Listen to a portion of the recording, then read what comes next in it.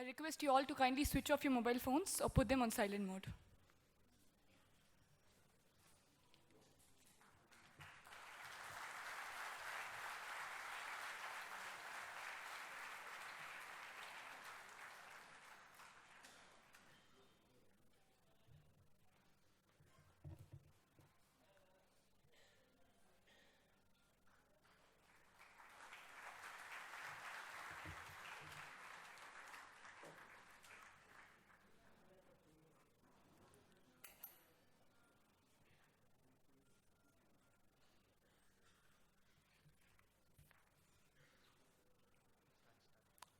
Good evening, ladies and gentlemen. I am Aishwarya Mahesh, a fifth-year law student from Sastra University, and I'm extremely happy to take you through the proceedings of KP at 90, Law and Dharma, book release event brought to you by Sastra University. 90 autumns in the web of life is an epoch. 90 summers in the service of Dharma is an occasion for celebration. 90 springs in the triumph of advocacy is worthy of emulation. 90 winters in the path of justice is a legend. Let us begin such a momentous occasion with an invocation to be rendered by B. Madhuvanti, a Sastra graduate from the 2008 batch. I request all of you to kindly rise in devotional silence.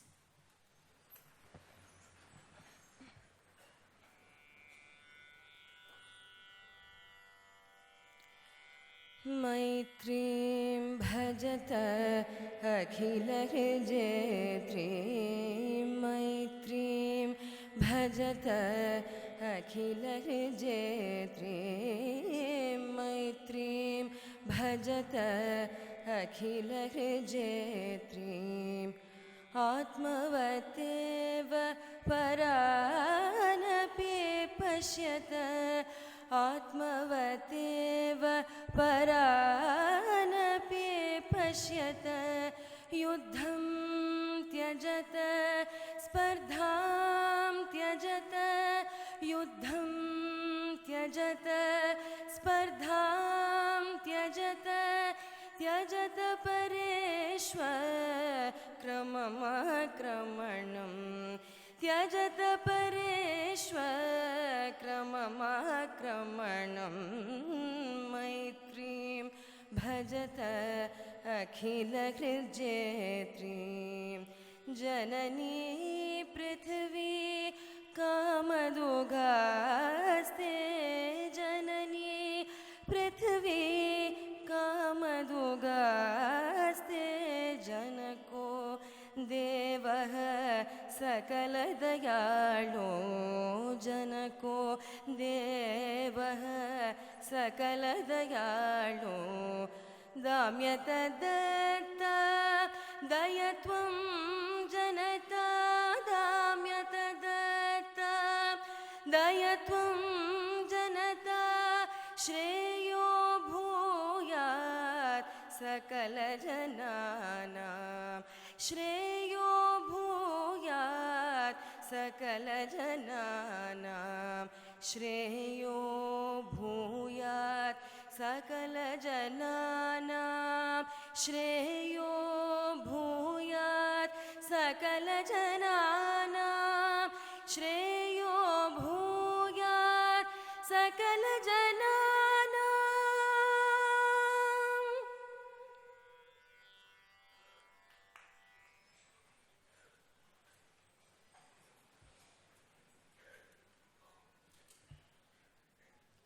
I have the pleasure of inviting Dr. S. Vaidya Subramaniam, Dean, Planning and Development, Sastra University, to welcome the August gathering.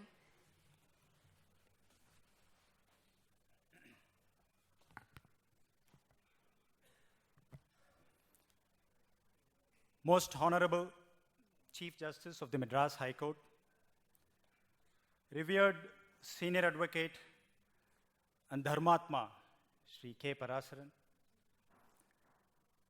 legendary legal educationist and academic, Professor Madhava Menon, and by now, most of you would have realized that Mr. S. Gurumurthy is Shastra University's Asthana Vidwan when it comes to especially this new subject of legal anthropology. Mr. Mohan Parasaran, our Vice Chancellor, Professor Sethuraman, sitting and retired judges of the Madras High Court and the Supreme Court, legal professionals, ladies and gentlemen, I'm extremely happy to extend a warm welcome to all of you on behalf of the School of Law at Shastra University and Mr. K. Parasaran and his family members on this historic occasion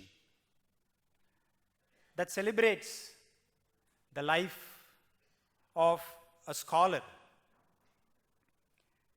And we have all gathered here to honor this distinguished intellectual, a dharmic scholar and a legal professional par excellence, who today stepped into the non-agrarian's orbit after traversing different orbits, different decades of orbits, exhibiting multidimensional intelligence. And as he steps into his 90th year, I am amazed to see that he is stepping into his 90th year with the same energy. And that gives the confidence that he will go on to hit a boundary and a sixer and step into the centennial orbit. And definitely that will be a moment to cherish for all of us. And Shastra University is privileged to be a part of this evening's proceedings, which is a humble tribute to the Pitamaha of the Indian Bar. And that is why we decided to organize an event of this type and launch a book, Law and Dharma. And there is a reason for that. The book Law and Dharma, to many of us who worked for this book, will understand that it is the coming together of three powerful inspirational influences. The first one from the individual intellectualism of Shri Parasaran himself, when he came to our university in 2013 to deliver a lecture, Law and Dharma, in which he explained very clearly that law is a subset of dharma, and it is dharma that is omnipresent in different manifestations across different spheres of life.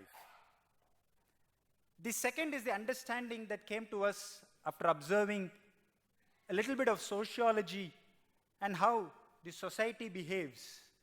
And this understanding was mentored by Shri S. Gurumurthy, who, as the distinguished chair professor of legal anthropology, in a lecture in 2014, explained the evolution of law and society and how that there are Indian values, Indian living, that even predates the constitution, and that it's an interesting subject to study such value systems which are reflected in different forms in modern jurisprudence today. The third dimension came from another lecture on legal pluralism by Professor Werner Mensky, when he explained his kite model of jurisprudence, where he said that there are four corners of judicial administration: the role of the state, the role of international bodies, nature, and society. And tracing the power that each of these corners can exercise, he easily explained that the power of lawmaking by the state can be traced to the fundamental democratic principle where an elected government, the state or the central government, has the power to make laws. And on international laws, there are established conventions and treaties. So it's easy to trace the source of power insofar as these two dimensions are concerned. But when it comes to nature and society, there is still some confusion. There are civil societies, there are NGOs, there are various action groups, think tanks, public intellectuals, academics. So it is kind of a cocktail of multidimensional intelligence, each of them trying to address problems of nature and society, how man behaves with nature, how people amongst themselves behave. And it is difficult to trace the source of power that can empirically study in an objective manner and help the judicial administration itself when it comes to making of laws. And there he said the role of law schools are very important, and how law schools need to empirically conduct such studies so that they form a very good input when it comes to addressing this a little, so to say, an area that requires certain higher levels of intellectual and academic input, and hence this third dimension of legal pluralism was very, very important. So this thought Triveni, the individual intellectualism, the collective learning from the behavior of the society, and the role of law schools in providing some critical inputs. So this thought Triveni, as I call it, makes this evening so special. And it is this Sangamam that is going to manifest in the form of this new book, Law and Dharma, which is a humble tribute from the School of Law at Shastra University on this momentous occasion. Ladies and gentlemen, I am very sure that during the next 2 hours, you will definitely be drenched in the shower of ancient wisdom, because the hope that India has a great future is because of its greater civilizational assets. With this backdrop, I welcome all of you for this evening session. Thank you very much.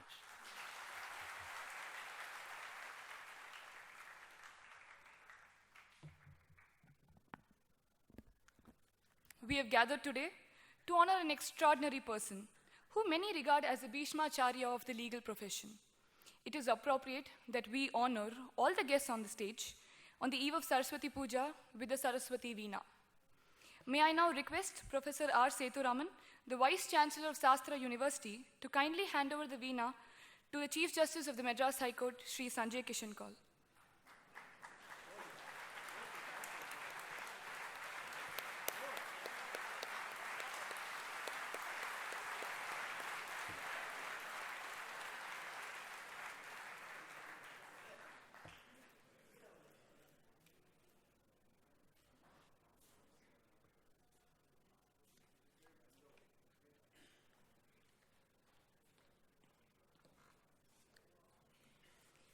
As authors of the book Law and Dharma, we would like to take this opportunity to jointly present a memento to Shri K. Parasaran.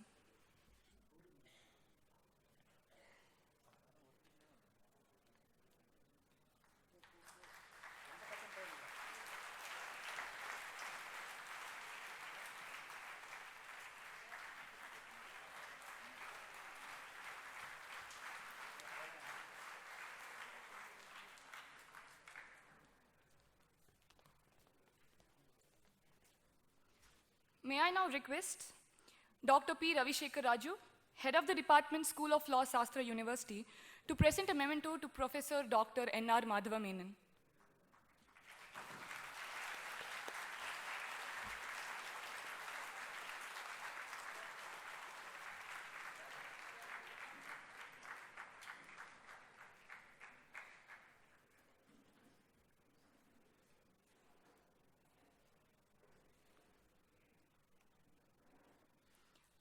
Now, I request Shri Mohan Parasaran, Senior Advocate and former Solicitor General of India, to hand over the memento to Shri S. Gurumurthy.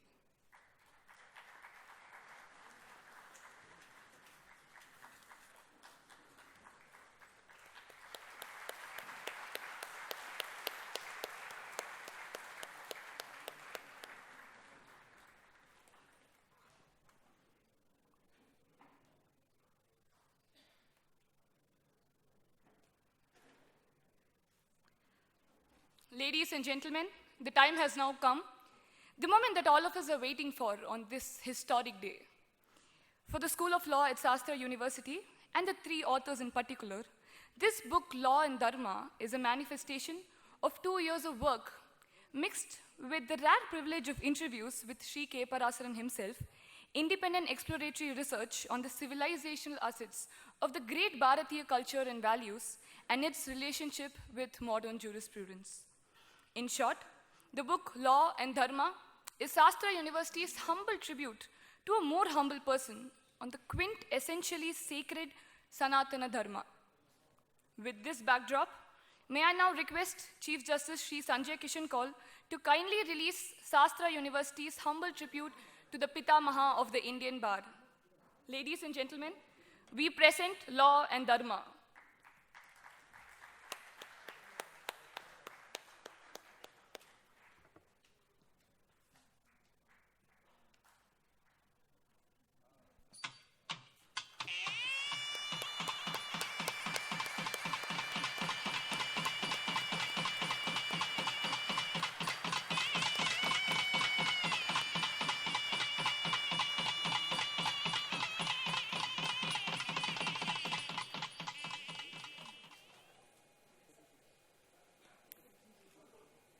Now, I request Chief Justice Shri Sanjay Kishan Kaul to kindly hand over the first copy to Professor Dr. N.R. Madhava Menon.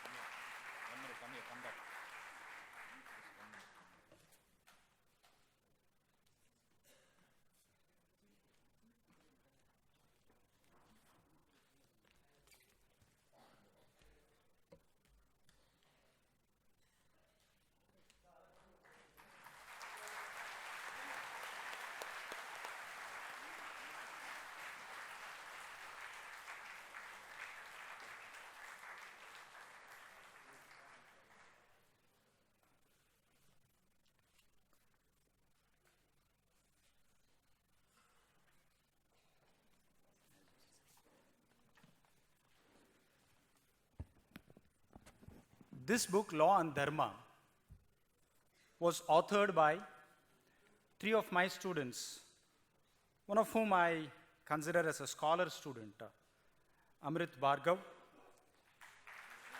Akshay Nagarajan, and Aishwarya Mahesh. All three students who are in the final year of their 5-year integrated program in the School of Law at Shastra. And we thought it would be appropriate if we honor them, because this work involves 2 years of hard work, deep levels of independent research, and as someone who worked very closely with them, I know the pain and hard work. It was a pleasurable pain actually, and the hard work that they did to bring out this book. And in appreciation of their efforts, the Shastra University would like to provide as a scholarship to Amrit Bhargav's entire 5 years tuition fee of rupees 3.55 lakhs. And may I request Mr. K. Parasaran himself to kindly hand over this scholarship to Amrit Bhargav.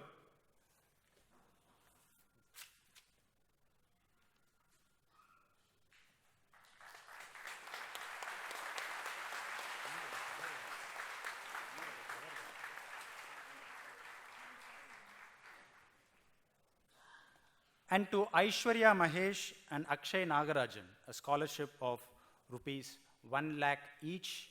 The reason being that Amrit Bhargav's work is the substantive part in this book, and it was ably guided by Aishwarya Mahesh and Akshay Nagarajan.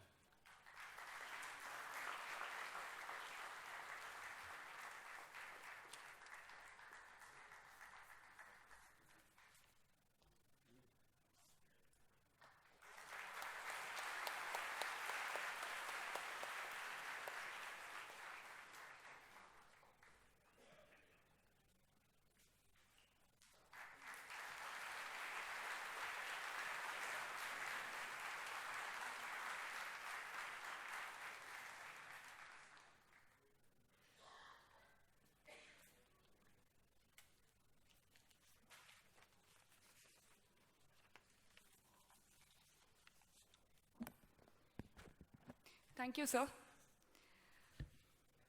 Now, I request the Chief Justice Shri Sanjay Kishan Kaul to offer his felicitations.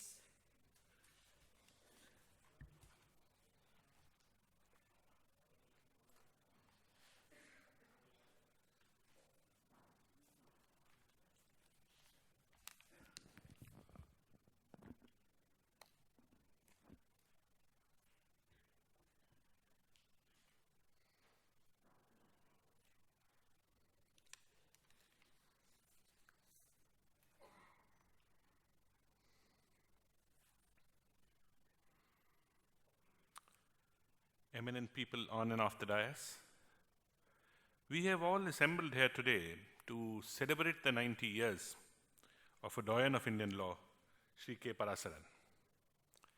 The release of the book, Law and Dharma, is truly a tribute to Shri Parasaran, who is affectionately known as the Pitamaha of the Indian Bar, on account of his contribution to law without compromising on Dharma. Shri Parasaran is an illustrious son of an illustrious father, with a family tradition of high virtues. It is not always easy for any tree to grow under a banyan tree. But Shri Parasaran flowered and prospers to grow under the tutelage of his father and become another banyan tree. The academic career of Shri Parasaran speaks itself of his scholastic abilities, having been a gold medalist even in his graduation in Sanskrit, apart from his various medals earned in his tryst with the law education. He rose to become the Advocate General at a very young age, and thereafter he held offices of the Solicitor General and the Attorney General of India, the latter one for 6 years.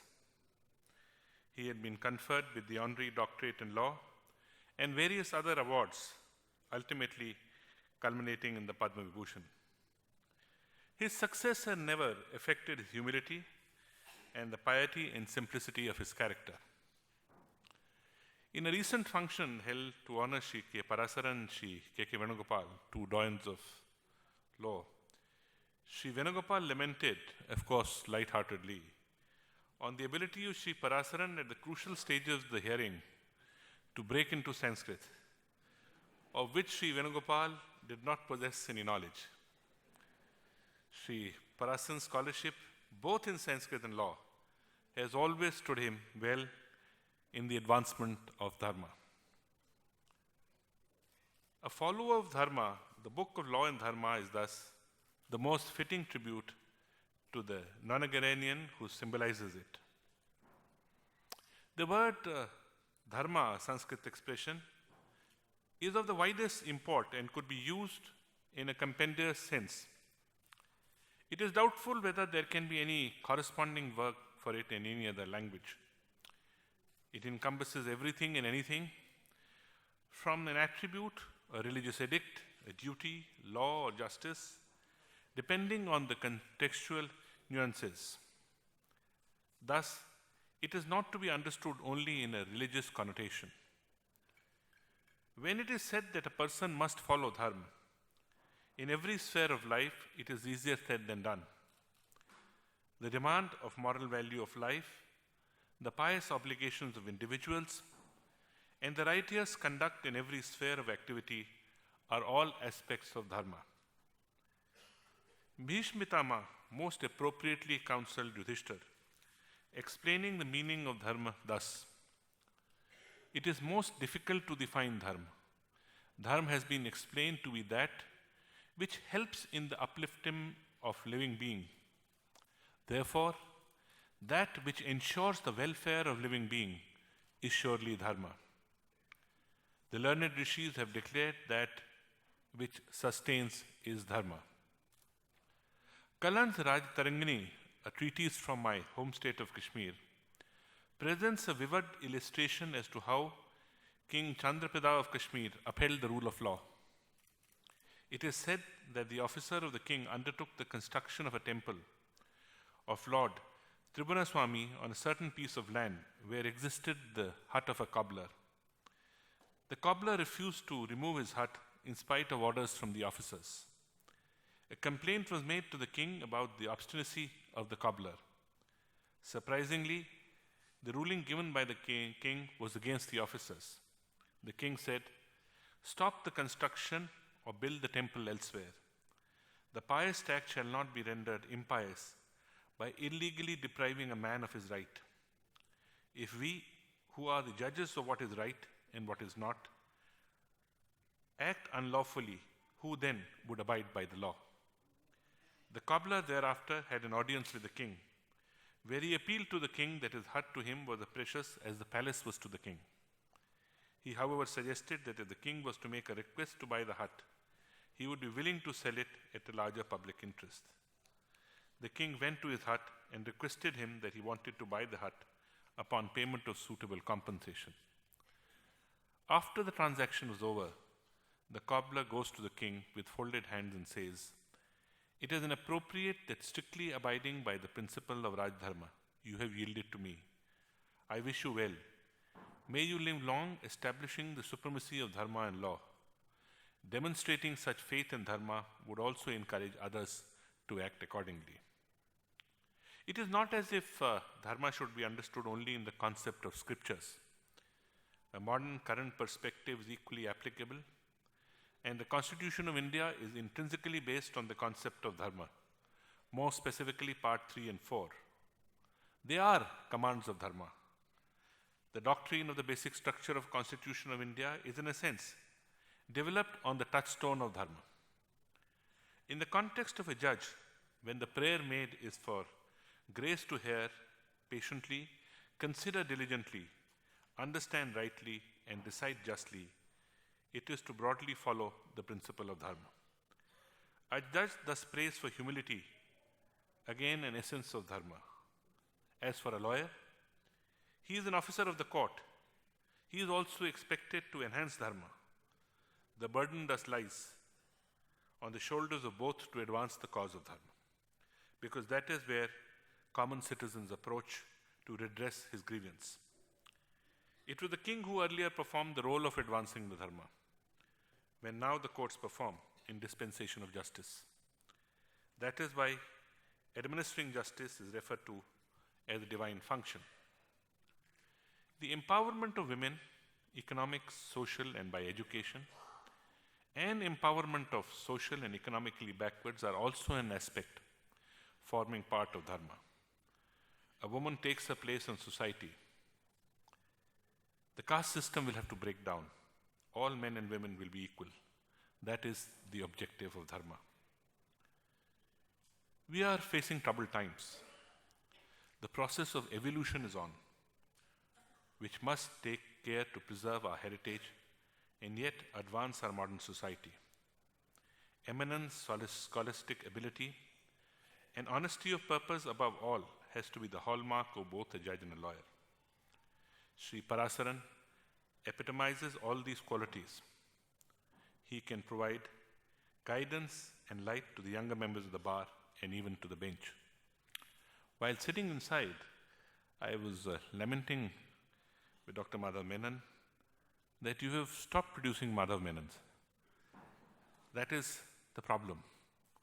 Why I say so is because, having seen in the last couple of years at close quarters, if we want to establish and link the law and Dharma, then we must have people of the right kind teaching. There is absence of teachers today. It's an endeavor to locate the teachers. Then where is the guidance going to come from? It is really, if I may say so, the senior members of the bar who uphold a sense of Dharma and ethics, who will have to fill in this gap by devoting their time to teaching the younger people, to give them not only education, but the right value systems, which seem to be somewhat absent today. How they should conduct themselves is a challenge to the society. I'm sure Mr. Parasaran, with his eminence, would continue to assist in this development field, as I would appeal to all sects of lawyers and judges to help institutions, whether it's the Shastra or the other legal educations areas, to advance the cause of education which is necessary. I had the opportunity to visit Shastra University recently and was very pleased with not only the infrastructure, but the software available in the form of students. I took upon the decision to have an open house and ask them questions. And the result was that I was on test for a fair long period of time. But I can assure you, I enjoyed it immensely, the probing sense of questions, and I thought it'd give me an opportunity to see where the young minds are going today and how we can advance their skills. The fact that 3 students of this university have come forward to make this compilation itself is a tribute, and there is faith that the newer generations coming forth will advance both the cause of law and the cause of Dharma. I take this opportunity to wish Shri Parasaran many more years of providing guidance to the bar and the bench, and would desist from making and seek counsel from what Mr. K.K. Venugopal, my senior, said. Thank you very much.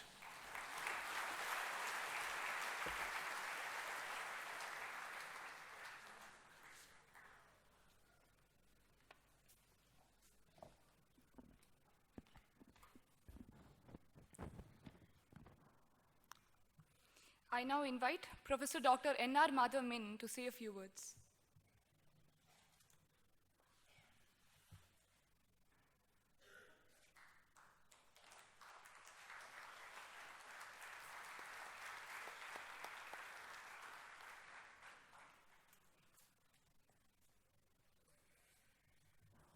Honorable Chief Justice, respected Mr. Parasaran, Mr. Gurumurthy, the Vice Chancellor, members of the staff, and students of Shastra University,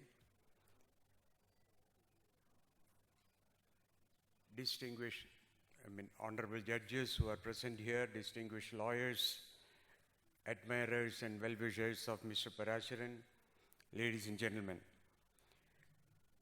Rarely in one's life one gets an opportunity to acquaint oneself with a fellow human being who lives life meaningfully, spreading positive energy on all those who come in contact with him, compelling others to reflect on the purpose of life itself. Mr. Parasaran is one such rare individual whom I admire and respect for qualities of head and heart, which makes Indians different from others culturally, intellectually, and spiritually. We often ask the question, what is Indianness or Bharatiyata? One may get the answer by analyzing Mr. Parasaran's life and work. I find him a rare combination of professionalism with humanism, of scholarship with humility, of dharma with advocacy, and simplicity with spirituality. While wishing him many happy returns of the day, let me thank Professor Vaidya Subramaniam and the management of Shastra University for the opportunity given to me to associate myself with this wonderful function organized to facilitate the Pitamaha of Indian legal fraternity. I got to know Mr. Parasaran for the first time in early 1970s when he was a rising star. Now, of course, he's a superstar in the profession at that time, along with Mr. K.K. Venugopal and the late Mr. Govind Swaminathan. When I happened to be, during that period, the principal of the Government Law College at Pondicherry, it was just getting started at that time. The Parasaran brand of advocacy was getting noticed even at that time for its clarity, scholarship, and jurisprudential foundations on tradition and precedent. Even when he lost the case, he neither lost the client nor the court, which speak volumes of his integrity and professionalism in dealing with men and matters. He seemed to have a special relationship with Goddess of Justice. He inculcated some of these values in the host of junior lawyers who sought his guidance in professional development, for whom he became a role model in profession as well as in life. If pursuit of truth is the function of judicial proceedings, and assisting the court with integrity and hard work is the duty of lawyers, Mr. Parasaran fulfills those attributes in rich measure. A simple, disciplined life lived on the path of truth, fairness, and righteousness endears him to everybody within the profession and outside. When many of his contemporaries in legal practice came under the influence of power and wealth and compromised ethical standards, Mr. Parasaran stood firmly on values and principles he set for himself. Positions and recognitions came naturally to him, and he steadily rose to the pinnacle of glory. The nation honored him with several awards and positions. Humility, spirituality, and equanimity continue to characterize the personality of this 90-year young man whom we are honoring today. One of the professional legacies of Mr. Parasaran is indeed the linkages between Dharma and the justice system. The gesture of the faculty and students of Shastra University in publishing a book on law and Dharma on this occasion is to be appreciated because of life and work of Mr. Parasaran brings the linkages between the two in sharp focus. Truth, compassion, purity, and effort, tapasya, are said to be the elements of a dharmic life. Dharmo rakshitaha comprehends the essence of rule of law and conceptions of justice and fair play in Western jurisprudence. There is no equivalent term to dharma in other legal systems. Law can be unjust, but dharma cannot be. Law distinguishes rights and duties, whereas dharma can comprehend both in the same concept. A philosophy which subscribes to Loka Samasta Sukhino Bhavantu and Vasudhaiva Kudumbakam cannot but be universal truth and the ultimate idea of life on earth. In this scheme of things, law and justice are not two different entities, but one composite value which dharma can reveal in human existence. It's unfortunate that law schools in India do not teach this philosophy, nor law courts invoke it in interpretation of laws or for the dispensation of justice. Some people seem to be under the impression that teaching ancient Indian legal thought will be anti-secular activity. Others believe that there is nothing worth to be studied in it which is of contemporary relevance. Few who were still inclined to look at the treasure were not qualified themselves to understand the ancient text or appreciate its interpretations available in English. Nonetheless, Dharma came in for interpretation and adoption many times in Indian constitutional courts. Mr. Parasaran himself invoked it in time and again in his arguments before courts, not only on matters relating to Hindu law, but also on matters on secular issues. In a convocation speech which Mr. Parasaran delivered in 2014 at Karnataka State Law University, he appreciated the role of Dharma in legal transactions and legal practice in the following words, and I quote, "All citizens owe allegiance to the Constitution and the laws. As law graduates, you must all be aware of two of the postulates of the Constitution, namely constitutional morality and institutional protection. Amongst others, the Supreme Court and the High Court stand tall as institutions of protection. The motto in the emblem of the Supreme Court is Yatho Dharmastato Jaya, and in the High Court it is Satyameva Jayate. They are the two keys which open the minds of the citizens, at any rate of those who are learned in the laws. The motto Yatho Dharmastato Jaya combines in itself all three aspects of secularism, spiritualism, and religion.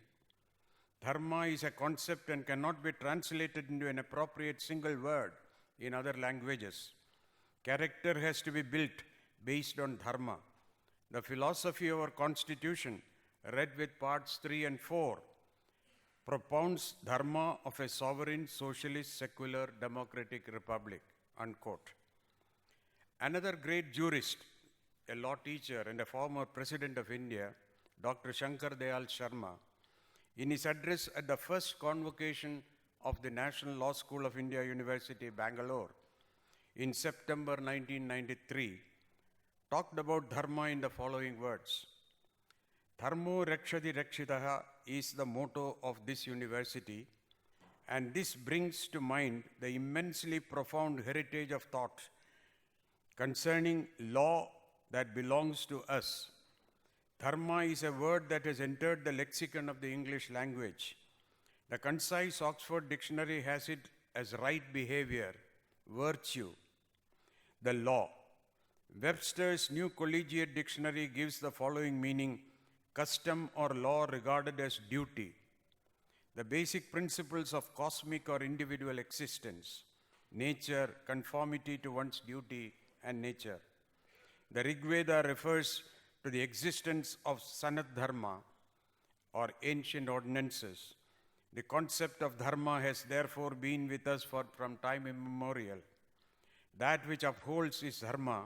Dharma is identified with truth in Upanishads, and there is nothing higher than Dharma, he continued. The essential aspect of our ancient thought concerning law was the clear recognition of the supremacy of Dharma and clear articulation of the status of Dharma, somewhat in terms of the modern concept of rule of law, that is, of all being sustained and regulated by it.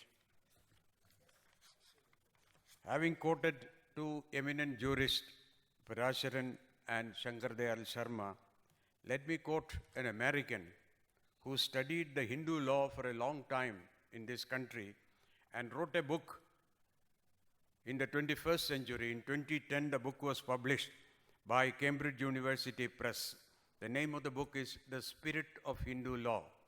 I happened to review that book, and I quote the study by Professor Donald R. Davis. He asserts that legal positivism in the Western tradition has resulted in legal realism, looking at law exclusively as rules backed by sanctions enforced by the state. This he claimed to be an unnatural idea produced at a certain moment in history to serve the interests of colonialism. The true nature of law, according to Professor Davis, lies in its integral relationship with religion, though the two are different entities and have different roles to play in society.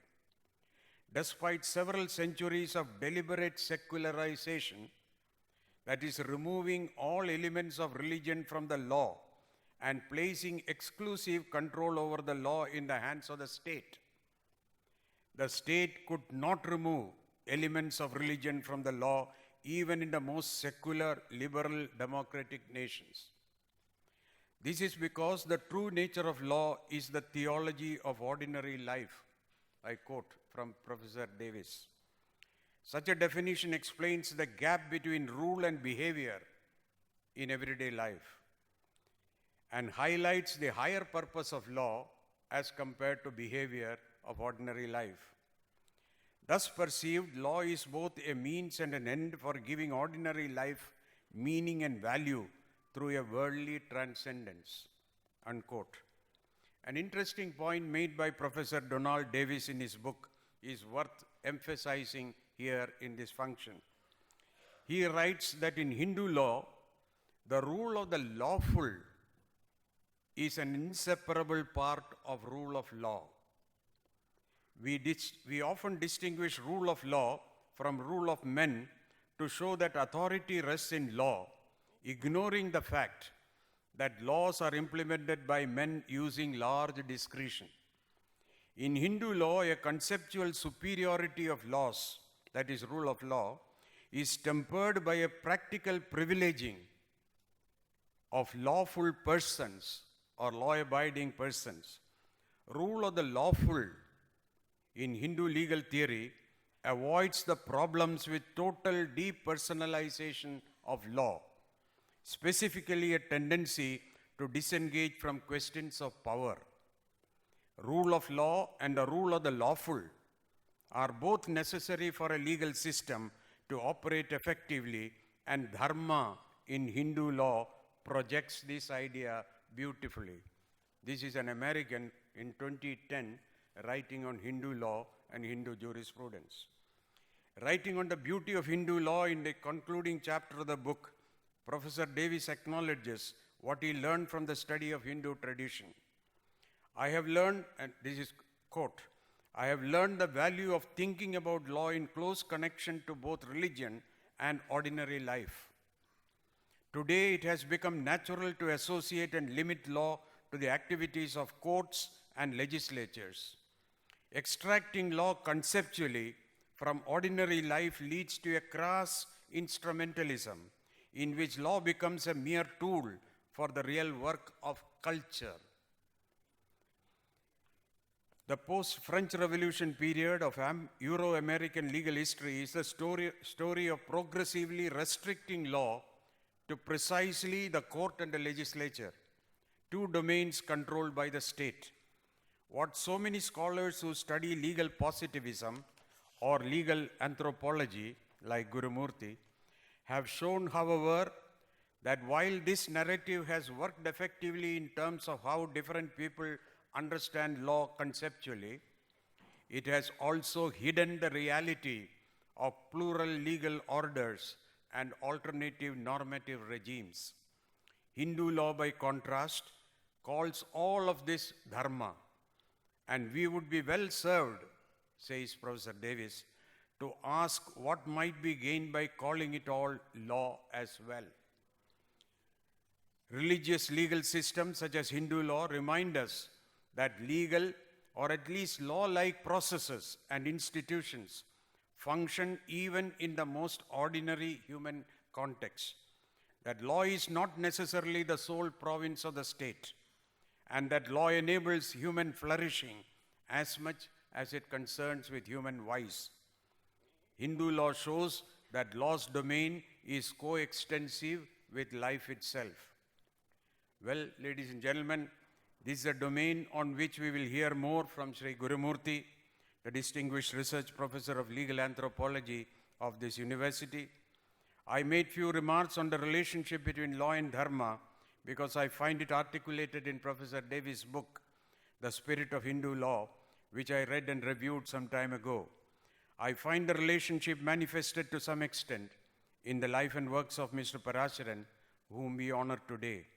The release of the book Law and Dharma, produced by scholars associated with Shastra University, whom we have congratulated today, is an event, to my mind, of historical significance. I see it as a modest attempt in the revival of ancient learning of this great land for addressing the problems of human suffering, despite all the progress being made by science and technology toward improving the quality of life. Law conceived as dharma is too complex a subject to be left to the state alone to manage. Legal pluralism is a fact of life in the modern Indian context. What holds together in a plural society is not the law of courts and legislatures alone. There are value systems outside state-made law which flourish in the ordinary life of ordinary men, which we can see in our tribal areas in a great extent. Of ordinary men, which is often described as culture, morality, tradition in various societies. The universality of truth and the diversity of legal systems and practices that India presents provide a working formula for peaceful coexistence of life in all its diversities. I am sure under the inspiration of people like Mr. Parasaran and Professor Gurumurthy, Shastra University would endeavor to revive what Professor Donald Davis called the spirit of Hindu law, to give an alternative view of a world legal order in which the ideals of Vasudhaiva Kudumbakam and Loka Samasta Sukhino Bhavantu would appear as realizable goals in the course of this century itself. Thank you for your patient listening. Let me once again pay my humble, respectful tributes to Mr. Parasaran and congratulate those few students whom I would like to meet personally after the event, who have done such a wonderful work on an area which is considered to be not fashionable for law students to look into. Thank you once again.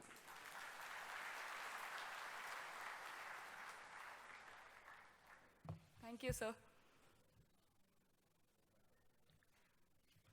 As Dr. S. Vaidya Subramaniam rightly said, by now all of you must have realized that Shri S. Gurumurthy, the distinguished research professor for legal anthropology at Shastra University, is a Rasthana Vidwan on this intricate and intertwining relationship between law and social behavior.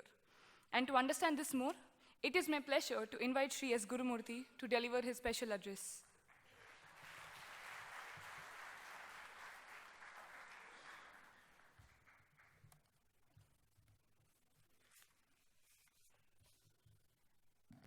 Namaskarams to all. It is normally the custom to felicitate the panel who sits with you, but I find the audience is so elevated. It's impossible to assemble an audience of this kind. So honorable judges, senior counsels, academics, intellectuals, and concerned citizens who are present in this august audience, my first respect goes to them. Honorable Chief Justice of the Madras High Court, Shri Kaul, and Mr. Parasaran. I don't know how to describe him. I always appeared in teams against him in courts. In fact, he developed all his love and affection for me because of the way I opposed him. It is not easy to admire an opponent unless you are really noble.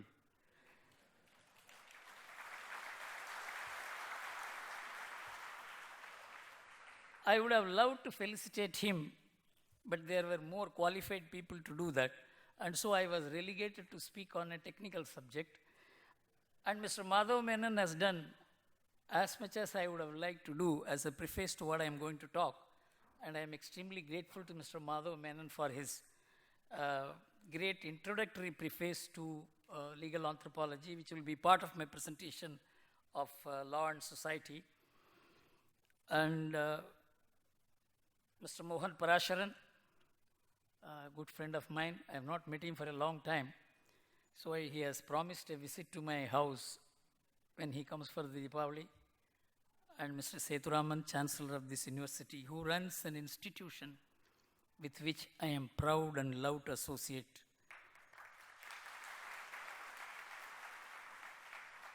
It is not easy to run an ideal educational institution when there is market in education. You know, this will be part of my presentation, how market economics is turning into market society. And education, which is supposed to be producing minds which will shape the world, which will shape societies, being first forced into commercialism, and it is happening in diverse fields, and legal field is no exception. And I am very happy about the release of the book by scholarly students. The most important thing is that we don't want scholars to produce books. We want books to be produced by people who will become scholars. And I am extremely happy that these three students who interact with me quite frequently, and particularly Amrit Bhargav, he got admission in Calcutta School of Law, but he gave it up to join Shastra because he found Shastra there was more meaningful legal education than in School of Excellence. You know about Mr. Parasaran, my first interaction with him in court was when in 1980, the Congress government had issued a demolition notice against the Indian Express building in Delhi. And you know that notice was intended to demolish rather than correct any deviation. And so the court saw through the game, and he was the Additional Solicitor General appearing for the government at that time. And when he took the hint of the court, he told the court that he will advise the government not to enforce the show cause notice.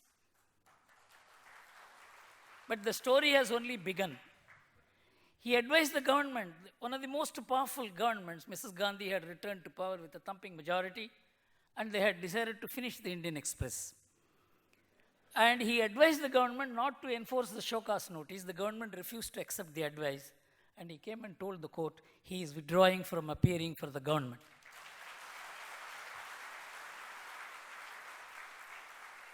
The entire court revered this gentleman on that day. I was so proud that somebody from Tamil Nadu, at a time when everybody would be craving for the favor of the Prime Minister who had come back with that kind of power and popularity, telling her you are wrong. So I don't think we need to pay greater tributes. Of course, he has many qualities which can be written into volumes. But this one incident made me respect him so much. Afterwards, our relationship has been one of somebody whom I looked up to, also always to learn. You know, I was introduced as the distinguished professor of legal anthropology of Shastra University. Like many things in my life, it has been an accident. I became a chartered accountant by accident. I became a journalist by accident. I became a distinguished legal professor by accident. I became the academic in IIT Bombay teaching economics. That's also by accident. So if you see, my life has been one of coherent accidents. And that is what makes me stand before you to talk to an audience of such erudition and scholarship in law. And with the judges of the High Court sitting here, I feel so humble, but I am also proud that the subject commands this kind of respect, because it is easy to get a people on the stage, but people who can occupy the stage may be more or qualified to occupy the stage in the audience. To get them in the audience is even more difficult. So I must congratulate the Shastra University, and I humbly bow before all of you for having assembled for this event. That itself is an encouragement, because I don't think anyone is happy with the course of law and justice, not only in this country, anywhere in the world. In the last 25 years, there has been such a steep decline. It is not only in one field, it is there in every field. And the field of law is no exception. The field in which I am very well known, journalism, the fall is even greater. So how are we going to handle this? Is a closed system, as the Privy Council said in a judgment which is not yet visited in India. It is in the context of how law has been moving so far on the basis of a traditional society becoming a contractual society, and that is defined as modernity, and that is getting into constitutional law, and that is becoming the basis for market economic theories, policies. Is it now leading us? Is there a philosophic, practical way forward? There is a question mark in every society in the world. And unless we, as concerned citizens, see what the world is going to be in 25 years from now, because India has suddenly got that responsibility. 25 years, 30 years back, nobody was bothered about India. Today, India is a rising power. It is looked up economically as an engine for growth for the next 50 years, not less. It is rising as a technology power, knowledge power, cultural power, a philosophy that has the capacity immensely to contribute to conflict avoidance. The world creates conflicts and then begin resolving it. We have the methodology of avoiding conflict. In fact, one professor, Jean-Pierre Lehman, who was the advisor to the WTO, and who wrote an article some 10 years back, he said it's an amazing society that it knows how to worship thousands of gods and live in peace. I said it is living in peace only because it is worshipping thousands of gods and there is peace between gods. We have been able to create peace between gods so that we are in peace. It is only because of clash between gods you see all kinds of problems in the world.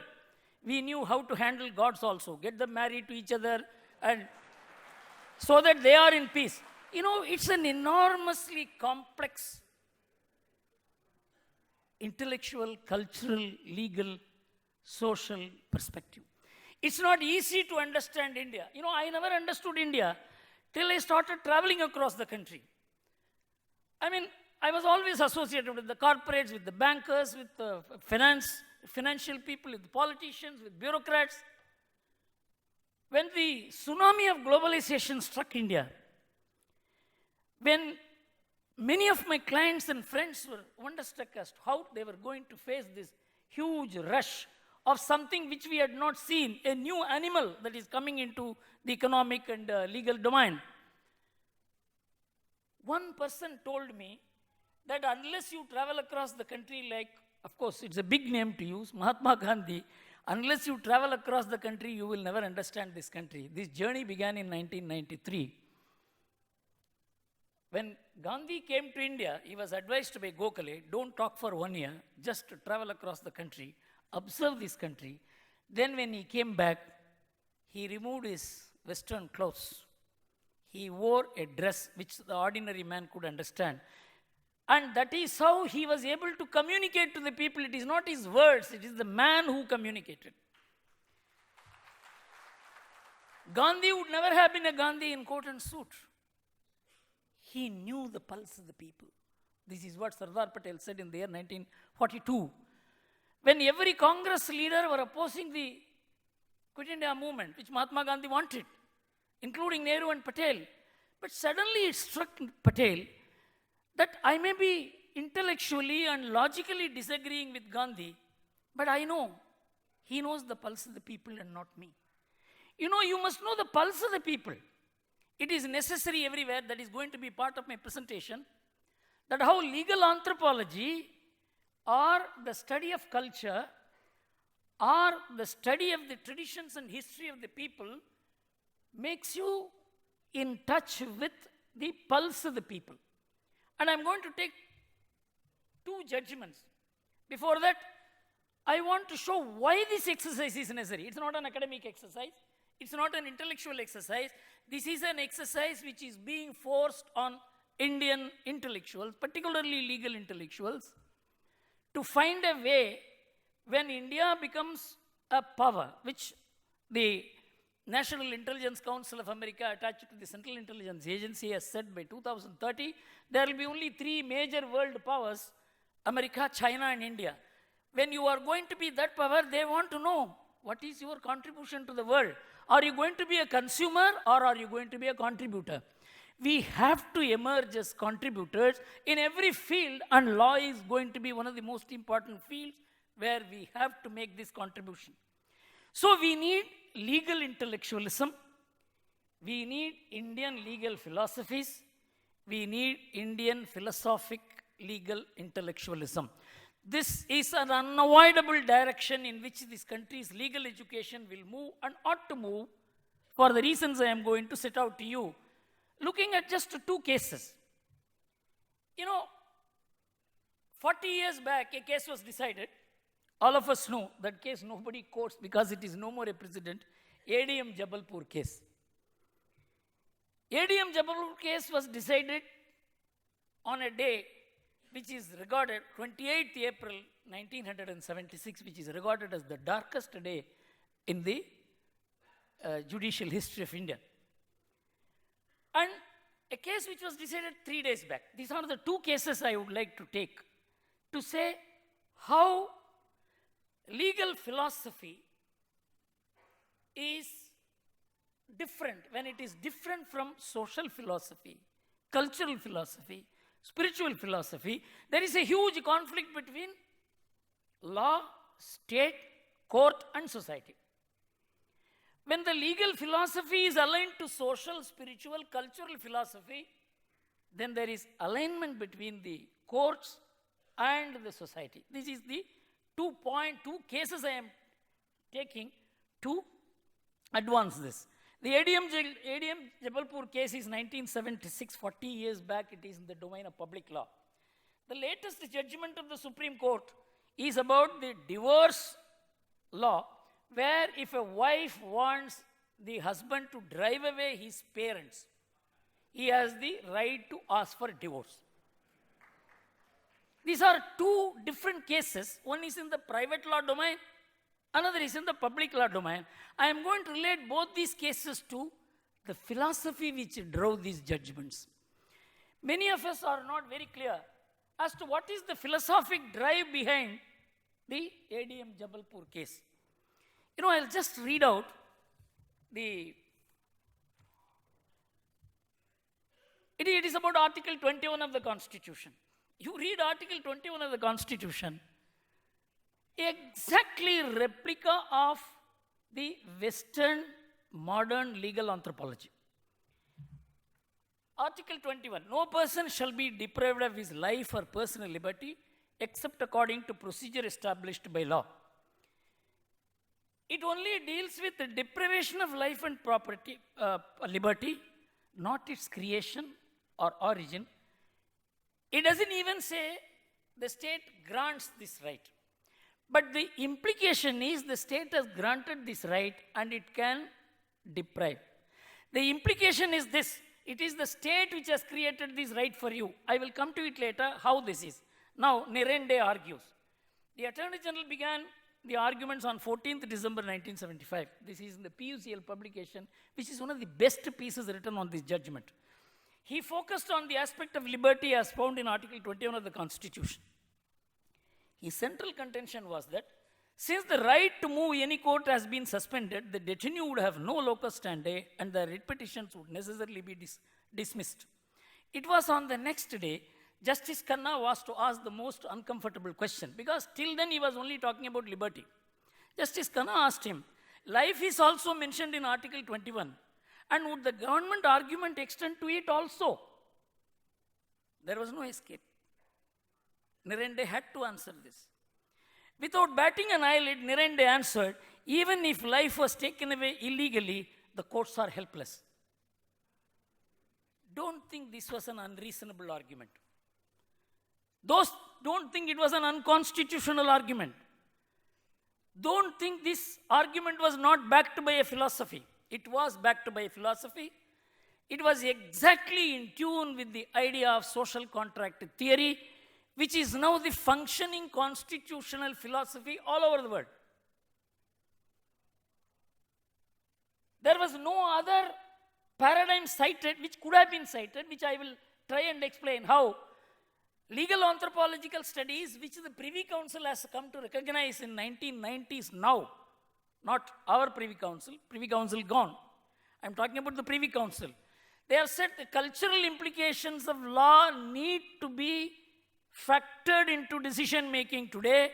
You cannot go by the precedents that have been set in the past. This is a very, very important warning that has come.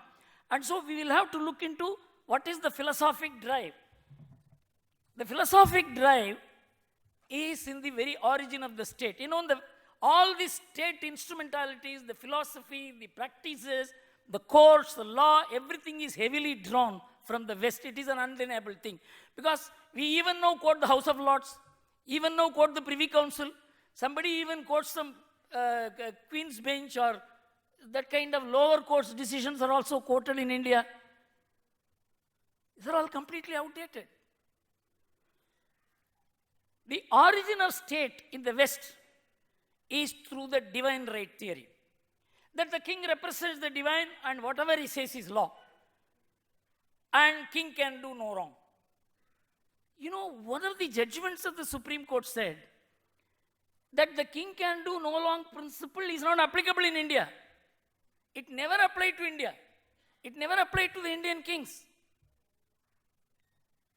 That was the basis of the constitutional mechanism, which was the divine right theory.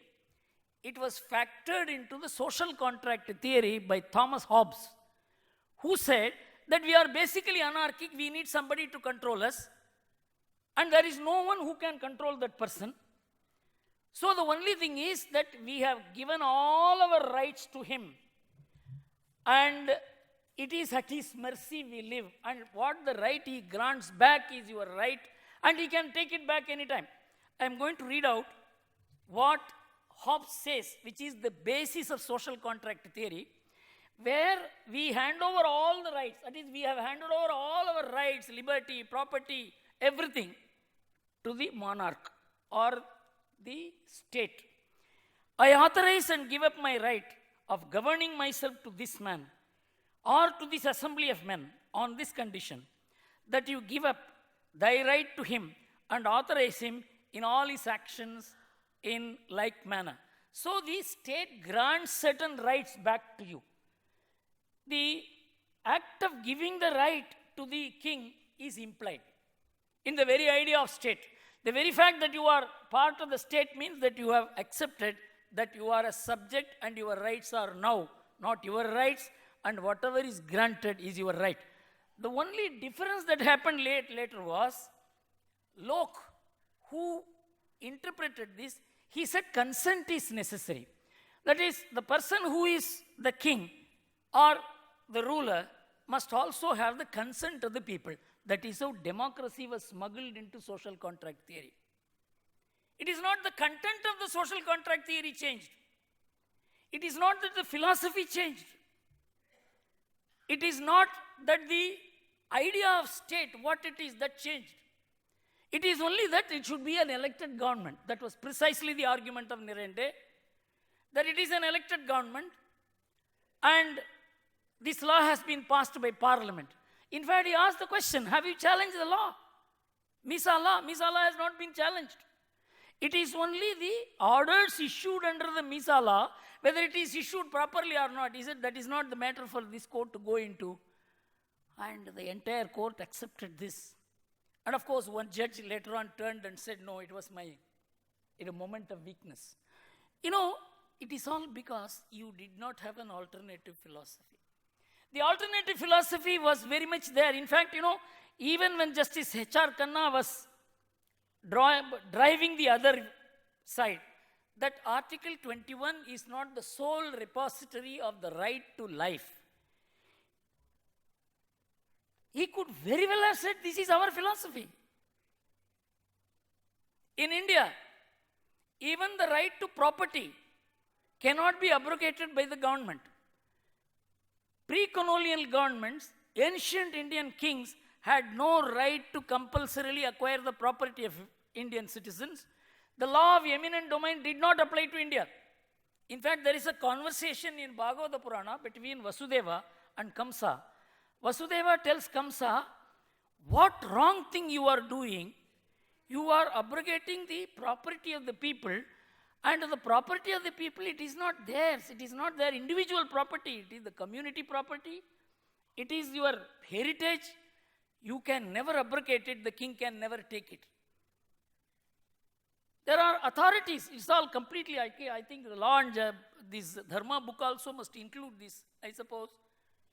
It is only after the new understanding of state came to India, the idea of land acquisition came, compulsory acquisition for compensation, thereafter no compensation. I am not getting into the mechanics of whether this is right or wrong, but the fact is, it is becoming an issue again. In 1960s, 70s, 80s, land acquisition was a matter of course. Anybody could acquire anything. The court would put a stamp on it. Today, is it happening? The society is very much active. It is active through the very court mechanism. And the philosophy, people are being given crores of rupees. They don't want crores, they want land. There is a different spirit that is operating. It is to align the society and the state that we need the study of legal anthropology, which goes into the historical, philosophic, cultural bond between the people and the law. Take, for instance, the other case which I said. The lady was persisting that you must give up your parents, and you must live with me. And of course, she does all kinds of things. It is all narrated. And the court finally comes to the conclusion that you can't do it because the pious obligation of a son to the parents cannot be wished away.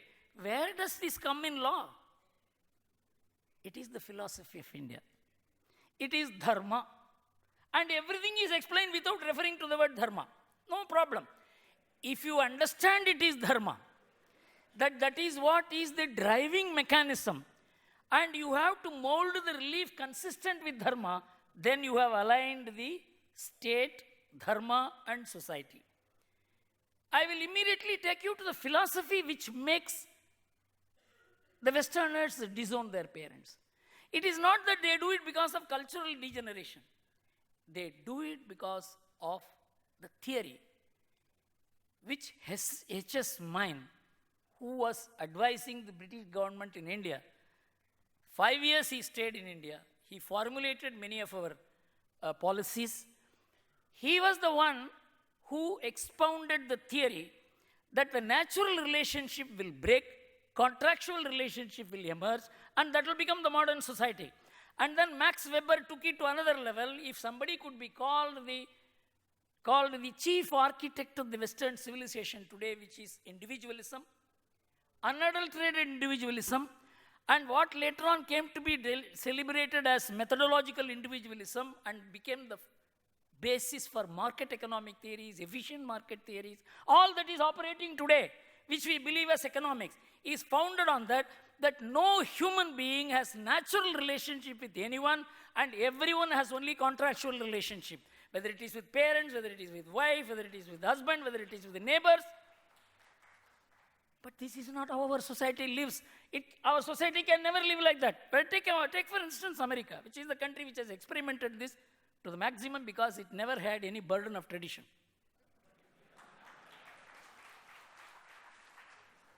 55% of the first marriages end in divorce in 10 years. 67% of the second marriages end in divorce. If somebody had a little desire to marry, 74% of the third marriages end in divorce. 51% of the families, father and mother, do not live together, or there is no father at all. In 1998, an American sociologist wrote a book, A Fatherless America is Emerging. Don't think all this happened because of any cultural degeneration. It was because of philosophers who expounded this. It's correct. This is the way to go. Imagine that happening in India. In fact, there was a debate between me and Professor Kumar Bhattacharya in the year 2001, when he said, Guru, you should not be opposing this liberalization, privatization of airways, privatization of BHEL.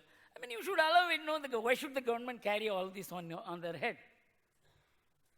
I asked him, which is the biggest public burden of the government in the West, in America, for instance? He said, social security. You know what is social security? The responsibility to take care of the parents, unemployed people, infirm people. This is social security. The cost of social security in America today, health and social security put together, if it is discounted to present day value, it is $104 trillion. Whereas America's GDP is only $18 trillion. If there is anything ticking as a time bomb under the American economy, all the economies of the world have agreed it is the social security concept. I asked him, can you ever privatize it? You need families to privatize social security. You cannot create families by law. They are a cultural institution. It is an anthropological idea to recognize what is an interplay of culture, spirituality, society, state, and law, which keeps this mechanism alive. If all yearning Indians decide to disown their responsibilities to their parents, to the people who are dependent on them, grandparents, what will happen to India? There will be no India. The society teaches you this. This is the philosophy that is in operation. But your laws are designed in such a way. There is a law which is known as the Domestic Violence Act. This is hailed as the most progressive legislation by our feminists.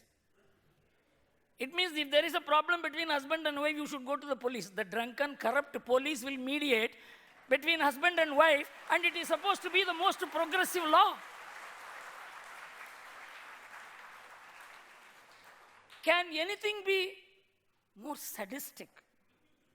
Can anything be more illiterate than recognizing that state should be brought into kitchen, into bedroom, into family? That is the only functioning mechanism India has. Family is the only functioning mechanism. I was addressing the IIT audience about 6 months back. I asked them, about there were 500 students. How many of you are not funded by your parents for the higher education? Not one person lifted the hand.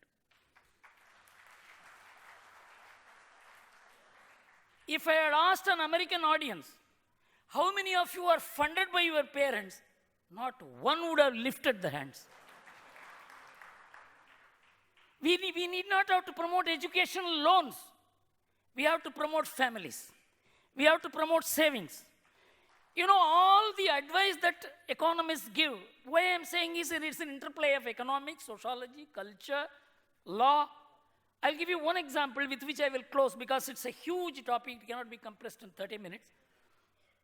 In the year 1993, Dr. Jagdish Bhagwati, one of the, of course, our Justice Bhagwati's brother, of course, that's not the problem. The real problem was his ideas about Indian economics. He came to India and Dr. Manmohan Singh asked him, we are in a mess, please tell us how we can come out of it. Dr. Jagdish Bhagwati gave a 72-page written document which used to be put on the website of the government of India, and suddenly 4 or 5 years back they have removed it. I don't know why. Because it was a very, very important document for everyone to read, in which he said, you know, Indian economy can be repaired, there is no problem, it can become a strong and prosperous economy, provided you handle only one aspect. The Indian family savings are about 90 to 20% of the GDP. You must somehow bring it down to 10% and make the family spend more. And it's not easy to do it because the Indian women are so responsible and stingy. They are bothered about their husband, they are bothered about their children, they are bothered about their parents, they are bothered about their in-laws. You have to make a cultural shift. You see, it is the Western modern anthropology. Convert the collective into split individuals. Dismantle the collective, produce individuals. Destroy the family, produce consumers. This is an idea. This is an operation there. And that was taught here. And he said, no, your goods are so useless. Nobody is going to buy your goods. So bring goods from abroad, build malls. You must ensure that, get jewelry, get things which women like. And they must go out and spend. Once you customize them to spend the money, afterwards you need not bother about the economic development of India. It will take care of itself. The government of India began doing it. And, you know, the media people were very happy. All advertisements, this article, that article. So we began publishing advertisements, and cinema songs were written into advertisement of TV. Our women sang the songs but did not buy the goods. I am not saying it's a joke. Please understand, the family savings went up from 19% of the GDP in 1992 to 27% of the GDP in 2009. And the national savings went to 38%. That is how we could produce a GDP of 10%, because the ratio of GDP to national investment is 4:1. If you invest 4, you get 1% GDP. It is the capital output ratio. This actually happened. Western anthropological modernity did not operate in economics. It did not convert India into a market society. Western anthropological modernity should not operate in law also. This should be the aim, because the world needs an alternative approach. It is captured in 2 words by the Kanchi Mahaswami, who wrote a rejoinder to Pandit Nehru in the year 1957. And in that, Pandit Nehru had said in that preface which he wrote for Ramdari Singh Dinkar's book, Samskriti Ki Char Adhyay, in which Nehru had said that we don't know, we are not able to give up traditions, we are not able to accept modernity, we are in a confused state, we are not able to show guidance to our youth. Because of that, we are forcing a crisis of character on them. To which the Kanchi Mahaswami wrote a beautiful reply in Bhavan's journal. He said the basis of the Indian civilization and its contribution to the world are founded in 2 concepts: aparigraha, niraham bhavana, contentment and humility. Any legal system, any state policy, any court judgment any economic thinking which does not promote these two qualities will be dynamiting the society. This is the study of legal anthropology which we have to do. Best minds have to get into it. I'm extremely happy the Shastra University has taken the lead. And it's a huge, huge topic. All that I have given you a bird's helicopter view, as Mr. S.V.S. Raghavan, who used to guide me in those days, used to tell me, he used the word helicopter view. I am using that view. I've just given a helicopter view to all of you. We must become very active in this thinking in the interest of not only India, but also the world, because India is getting into the role of being a global teacher and example, and we need to rise up to it. Thank you very much.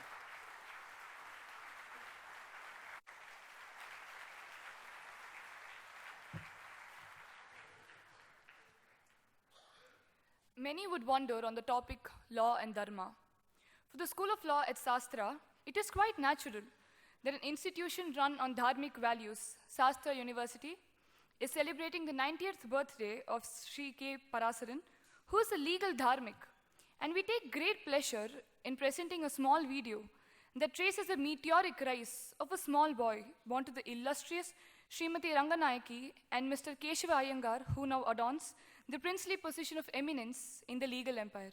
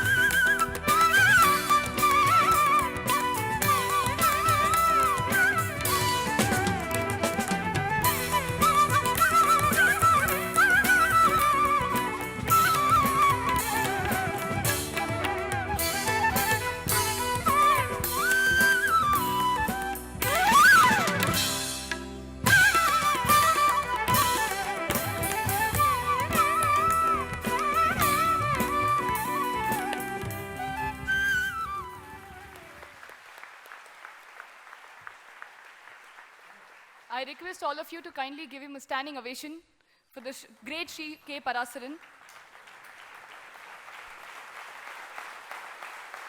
I now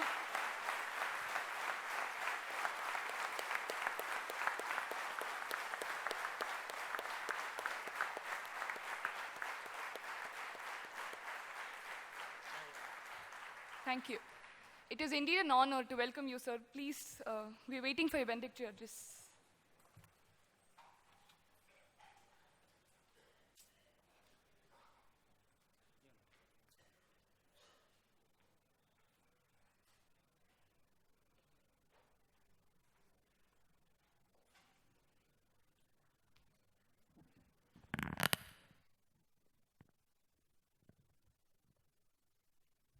Namaste. Most respected and esteemed Lord Chief Justice of the Madras High Court, the great jurist, academician, and a scholar in law, Mr. Madhav Menon, who is the architect of 5 years law course, which has resulted in efficiency in knowledge of lawyers. Mr. Gurumurthy is so versatile, I don't know to which of the fields which he has dealt with I should refer to. He has been a very good friend of mine, and we have interacted on several occasions when he got inspiration.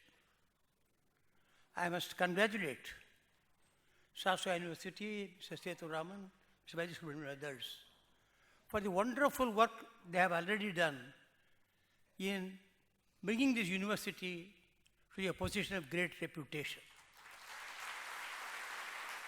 It has started a march and will never look back. The reason is they mix Dharma in every aspect of their vocation. But I stand before you with a lot of trepidation. With an outstanding Chief Justice, so knowledgeable in law, you see in the newspapers how he deals with public interest litigation. One latest instance, because I don't want to go to the past, somebody asking for the health of a chief minister who is in the hospital. There are constitutional issues. It's a very difficult situation. How he dealt with it, you have no locus standi, it is a publicity interest litigation. A judge should conform to law, but take refuge under Dharma. He will always be right. About Madhava Menon, he was discussing and he threw a hint. The law education, do you pursue it from the academician's point of view or from the professional point of view? It's a very important thing. If you are going to be an academician, it is something different. If you are going to be a lawyer, it is something different. Wonderful ideas. Unless he has such a knowledge, how could legal education have improved so much? People are saying standards are falling. They said it when I was a raw junior. My father used to say they said it when I was a lawyer, as a raw junior. They will also go on saying it, but I am an optimist. After all, the bill goes down, goes up, goes down, goes up. After this 5 years education, for which he is the pioneer, the standards have gone very high. I say it as law, going to court has become a habit with me. But then at 90, you become physically tired. Luckily, Mohan Parasaran has 3 juniors who are all from law schools. I am on my easy chair. I'll call them in the evening. I won't do this case tomorrow. This is the aspect, come on. Of course, I guide them. You see, this makes the difference. The standards are certainly improving. When you come to Mr. Gurumurthy, he started about marketing of education. But he went to economics. He went on a different aspect of marketing. We have today a problem in 2 respects with regard to marketing. One is in education, the other is in lawyers arguing the case, the fees which they charge. I myself a senior to go to Supreme Court. So is my son. It is for him to decide which path he will follow. Because he didn't have the advantage of working with me. I had gone to Delhi as an attorney. He became a lawyer here. Until today, we have completely maintained our separate identities. I don't know with what clients he deals with, what fees he charges. Probably he is earning more than me. But I don't know. And he does not know what I do with it. And his juniors work only law with me.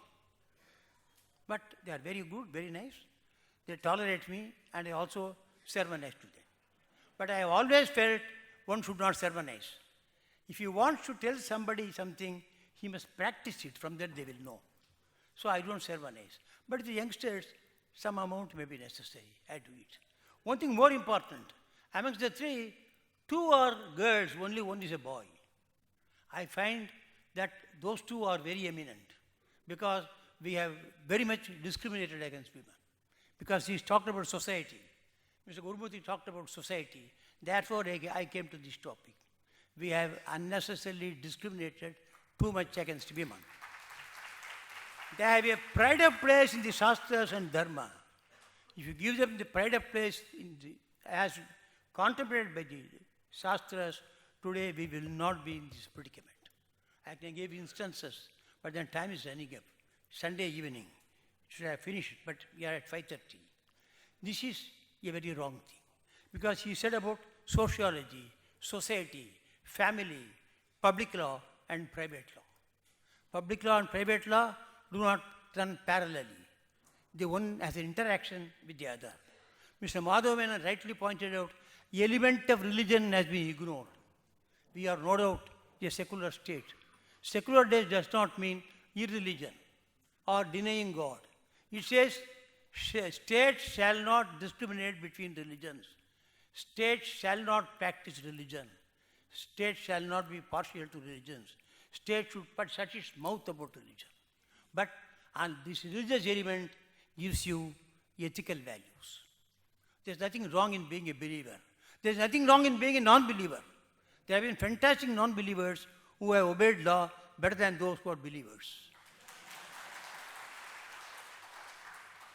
You require a non-believer so that you can say these are all believers. If all of us are believers, then there is no distinction. But even they have played an important role in the society. Very importantly, when you was dealt with the ADM Jabalpur case, a notorious case, I won't say famous case, a notorious case. The elementary principle which a law college student will say, right to life and liberty can be taken away. You have no rights because that has been given by the Constitution, by Article 21. Therefore, by an emergency resorted to under another provision of the Constitution, Article 356, your right to life and liberty can be taken away, even if the order is illegal and without jurisdiction. And even if they put under detention one Mr. Raman, while the person who is offended is another Raman, and there's a mistake as identity. To this extent, 4 judges went. There's only one dissent. The problem is when Dharma, when one talks on the side of Dharma, you get only one dissent. Vibhishana dissented. The entire house was in favor of the resolution of Ravana. And you all know what is the consequence. There is only one person amongst hundreds who protested and said it is wrong. And when Bhima weeps and cries, I have also to kill you because you are one of the brothers, though that is Vikarnan. Though you pleaded that they were wrong, they were transgressing Dharma. But I have made a promise. Panchali asked, they must all be finished. I have made a promise that I will kill all the 100. Please forgive me. And then kills him and touches his feet. You see the problem? The problem is one of how you approach it. Culture has to be borne in mind. Philosophy has to be borne in mind. Law has to be borne in mind. Society has to be borne in mind. Very rightly, when he referred to this right to life is not in Article 21. Right to life is a natural right and an inherent right. 21 only said you can't deprive that right except by procedure established by law. He did not confer that right. The mistake in Edin Jabalpur was that they did not realize the religious philosophy, the dharmic philosophy. Birth is not an accident of the bedroom. Death is not the terminal accident of the sick room. Some element of religion had been there, it would have controlled them. Some amount of maybe non-belief, some spirituality was there, it would have controlled them. Even secularly if they go, it would have controlled them. But then, every one of us do make mistakes. We cannot be perpetually finding fault of them. They made the mistake which sowed the seeds for judicial activism afterwards from 1980. If they had not made that mistake, I don't know whether there would have been this judicial activism which has developed today. They started touching at opportunity. Rajasthan case started it. Similarly, one after the other, and today the activism has developed to such an extent, sometimes you wonder, is there excess activism? Because when I say of activism, it is always good when we also remember our scriptures and our shastras. I'll tell you I want to tell you Shastra University, why it's famous. Because the word Shastra itself indicates it. Shastra means it's a compendium of all the Shastras. Shruti, Smriti, Achara, Ramayana, Mahabharata, Niti Shastra, Mimamsa, Nyaya Shastra, Tarka Shastra. All these are included inside the word Shastra. I am sure the university has done a very good job. I may say, I'll come to the topic which I was talking, and the authors have also done a wonderful job. 2 years, he said. In 2 years to have produced this is an achievement. Because I went into the topic without even acknowledging it. I thought I will revert to it so that I don't forget, because I didn't make notes. I was saying about. Therefore, what is required for the judges is that element. They should be scholars. In fact, the first qualification for a judge is Shastrajna. That is the best qualification. Most knowledgeable. Shastra does not mean only Shastras.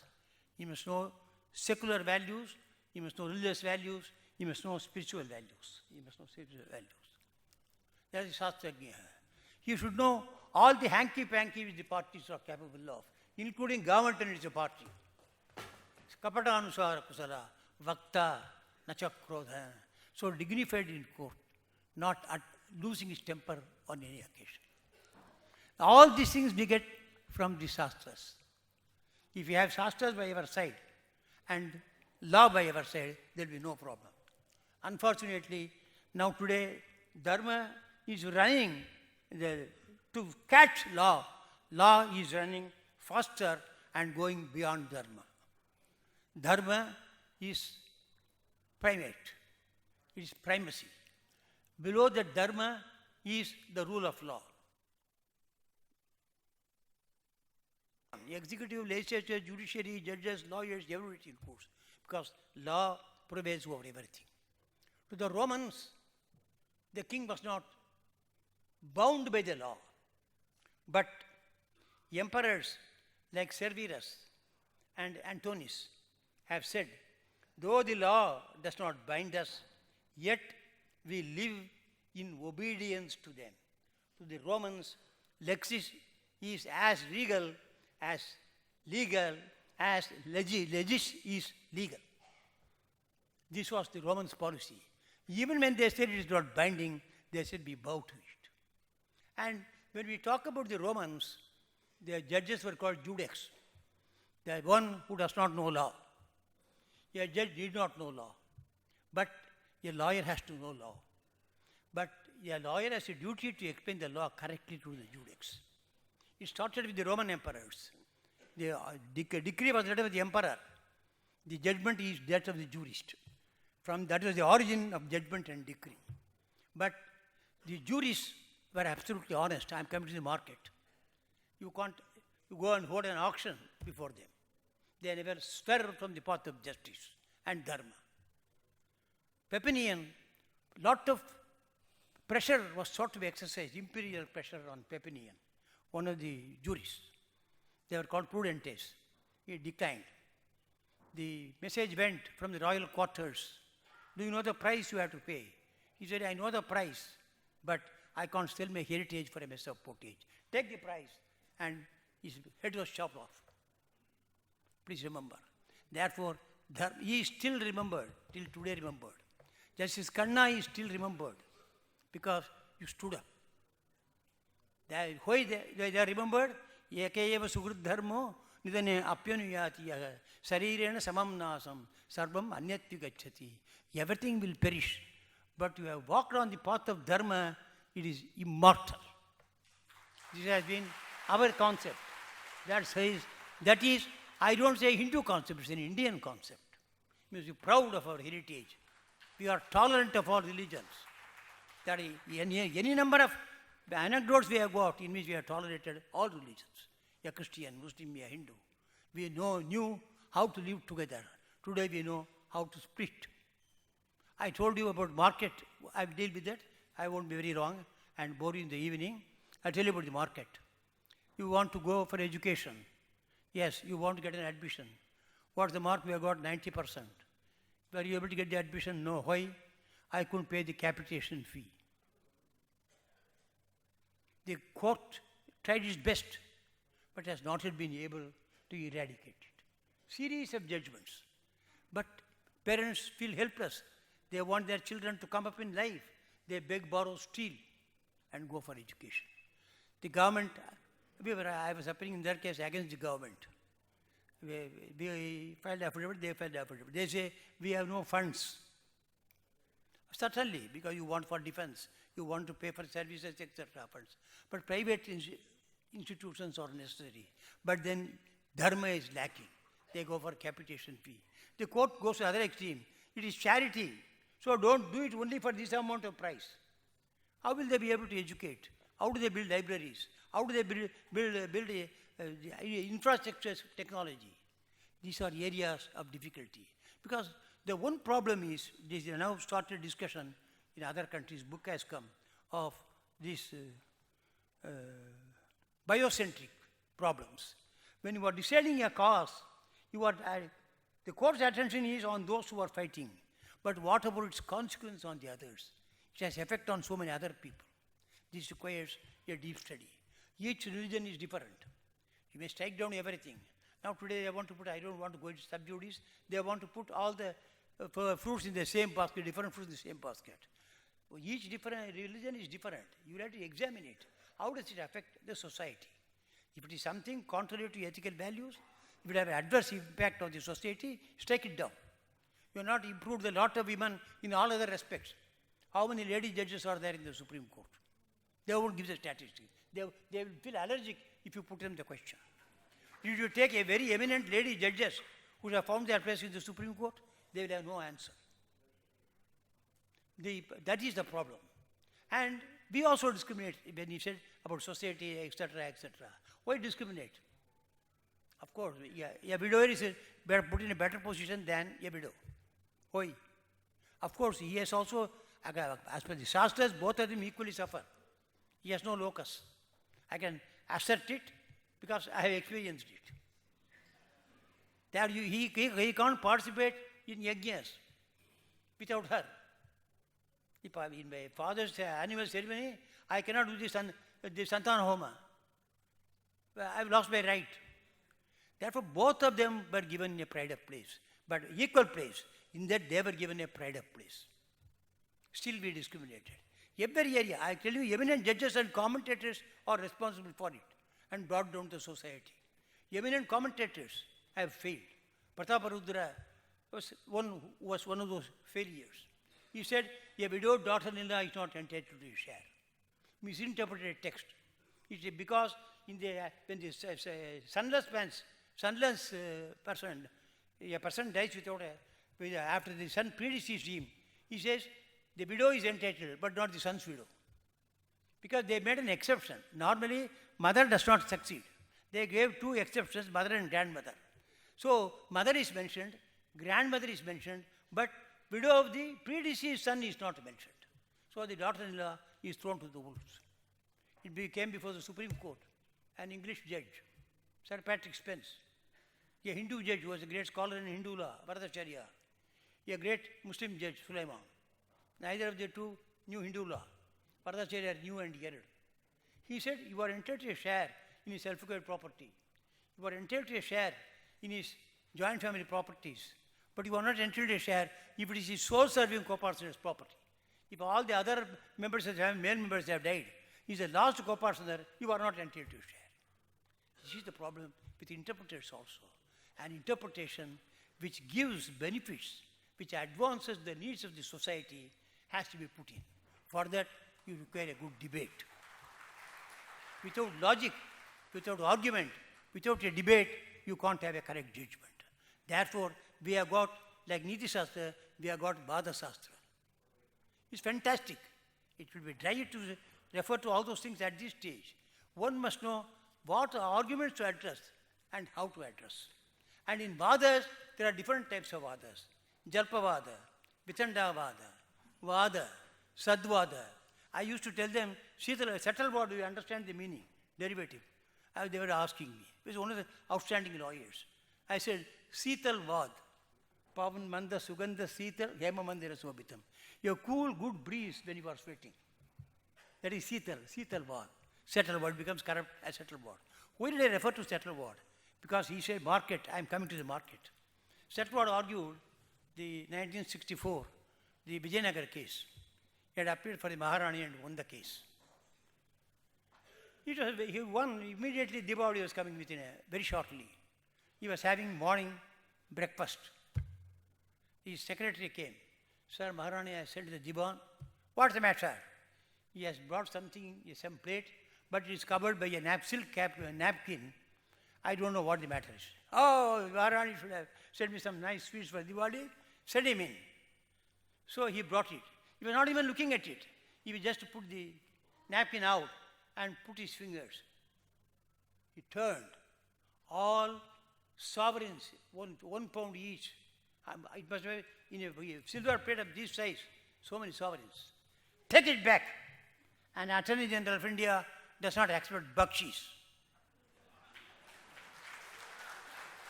That is settled word. There's another instance, but that's personal. But I have to say it. C. Natarajan knows it. And Justice Ratnam knows it. Justice Ratnam had engaged my revered father as a senior in a very heavy case. He won the case as apparent. The man was so overjoyed. My father's full fee has been paid. But if you say what fees he charged, you will all wonder, was there a lawyer charging only such fees? The client and Ratnam came, Justice Ratnam. He's happily alive with us. He will tell you more about that facts. He came. He brought in a plate fruits. And he brought also a bunch of currency notes, all 100 rupees. In those days, no 500 or 1,000. Bunch of currency notes. Sir, he wants to give these additional fees. What? I am not fit to be a lawyer if I accept that. I have stipulated my fee, I argue the case. Ask him to take it back. But as a courtesy to our culture, because we offer fruits, I will take it. The client was very unhappy, he wouldn't go. Ratnam said, sir, you are putting me in embarrassment. All right, for your sake, I will take one currency note in that. But I know in what really, honest and dharmic way I spend it. Ask you to take the rest of the rupees. That was my revered father. Every time I interacted with him, I told it because today Justice Ratnam is happily with us. He can vouch for it. A sitting judge who met me recently told me, Justice Ratnam told it to him. I did know it personally. That was the tradition of the lawyers of those days. What is their fees? Of course, currency now you require more because inflation. The fees for everyday appearance was 1,680 for each day. And for petitions, 1,040. Today, what's the fees of a senior educator Supreme Court? If he comes to Madras High Court, it is minimum 25 lakhs per day. If the case is adjourned also, you have to shell out 25 lakhs. It is all right for a rich client whose stakes are 1,000 crores, 2,000 crores. Even that is bad. In a partition suit, my father was engaged as senior by Mr. R. Gandhi. He went to him. He will not accept the case. He will say, leave the papers, come next week. Then after I read the papers, I accepted, do the matter. He asked, sir, what is the fees? He said, for the entire case, 25,000. Sir, my fees is 75,000, sir. He won't pay me 75,000. He said, Gandhi, I am not a sharer along with him in the partition suit. I am a lawyer rendering my services. This is the market element in the education and profession. You have to pay capitation fee. You must, whatever you can make from the client, the best, you make it. You know, G. Ramaswamy was a wonderful lawyer. If you want to have humor in court, that was the one person. Nobody can match him. He was a lawyer practicing in Madras. We were very good friends. All of us have got plus points, minus points. But never look at the minus points of others. See the plus points. If you don't have it, emulate it. If there's a minus point, ignore it. When you see yourself, see your minus point so that can you eradicate it. Don't see your plus point. Pasyati pareshu doshan, pasyati pareshu doshan asatopi, satopi naiva gunan, viparitamitam swakarma bihi is what the Shastras say. So G. Ramaswamy and his junior were returning home after going somewhere. A very heavy case, very big rich client. a very good harvest he will be having. So he was returning. The car failed on the way, there was a puncture. He had given a time for the client. They must be there in time for the client. So they got down. No, we have to go in time. What do we do, sir? Luckily, an auto was passing thereby. They called the auto, they got into it. They went and got down in their house. The client was also getting down from a first-class imported Benz car or some car. The junior told Ramsamy, sir, if before such a client, if you come and get down from an auto rickshaw, what will he think about you? He said, don't worry, by the time the case is over, we will come in that car, he will come in the auto.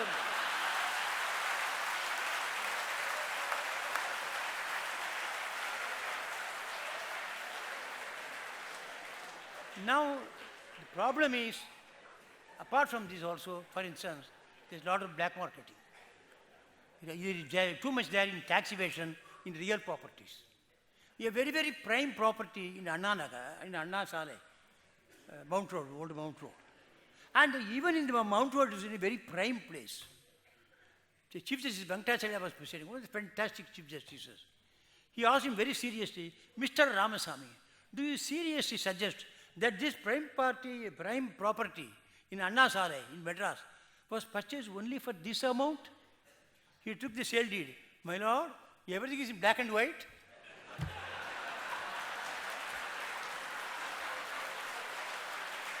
Therefore, humor is gone. Dharma is gone. Humor is gone. Dry law is there.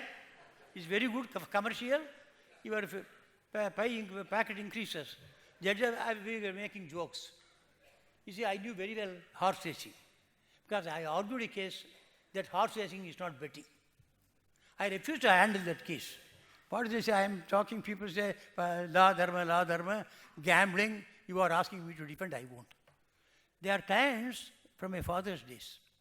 His grandfather was also known to my father's eldest brother. I could not say no. I was in a predicament. Luckily, sir, we will also have Farin Nariman. Ah, very good, happy. I told them. Then he must argue the case. Then Nariman said, I will argue the case. But by any chance or accident, I am not in town that day or able to come, Parasaran should argue. I always do it. I never ask for adjournment Passover. I will always ask them to have a second senior. If I am not able to reach, you must go to the court. So I said yes, because Nariman will never be absent. There are some of the seniors. If you accept the case, we will never be absent. Unfortunately for me, he had to go abroad. The case reached. I had to keep my promise. I argued the matter. That is that case. And it became 2 judges, about 3 judges. At the 2 judges, Nariman had argued, I was in court.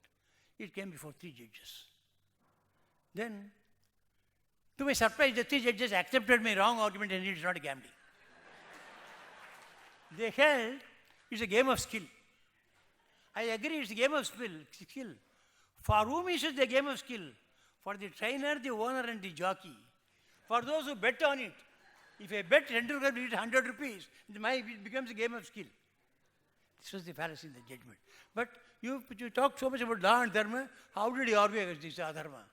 That's what Ashok Desai argued. Of all people, my lord, my learner from Mr. Parasaran, does he not know Mahabharata? Does he not know the insult of Pavanjali? He went on rebuking me like anything. I had only one answer. My lord, there's no greater judge than Justice V.R. Krishna here. The case was in the Bombay High Court. Every lawyer refused to appear for her, Menaka Gandhi. Not the usual well-known Menaka Gandhi case, another case. So she applied for transfer to some other High Court, then from the Bombay High Court. Krishna here said, a lawyer has a duty to accept a case, even if it is a very unpopular cause in the country. Because somebody must appear also for the other side to argue what best can be said for the other side. Because the Vada Shastra is important. Unless there's a good debate, good result will come. As I said, Jalpavada is an attempt to smother the opposition and its arguments by vehement criticism and rejoinders spoken with an overbearing arrogance. Then Vitanda is a champion of discussions mercilessly criticizing the argument of the opposition, exposing by means fair or foul, both real and imaginary, fallacies, anything you can do to destroy the other side case. But what's a good debate? A good debate is that which persuades the judge to the extent possible to come to a correct conclusion. The best way to say it is our own Tamil scriptures. It says, Vettanavai Mettanavai Vellavam, Vedathil Patturum Kol Panjir Payadu, Netirippu Parekku Nekkivida Parai, Pasu Marathin Verukku Nekkividum. An arrow can penetrate and kill an elephant. You make an elephant stuffed with cotton of the same size. You put this arrow, it will do nothing to that elephant. A crowbar will not be able to enter between two rocks, but the tender root of even a grass or a plant will be able to penetrate between two rocks in a small space and penetrate and go in. Therefore, persuasive advocacy is the best advocacy, and that is the vada. But the lawyer must find good points so that judges will be persuaded. You can't have a bad point and a bad persuasion. A lawyer should not, may win a case, may lose a case, a different matter. But he should never lose a good case by his arguments. This type of matters for the advice of a revered father. The attendant had not come, the clerk had not come. I am finishing in 2 minutes. In those days, no bag like today. We would have a blue duster like cloth. So we had to bundle up the cases, put a lot of case law books and type it. I said, he has not come.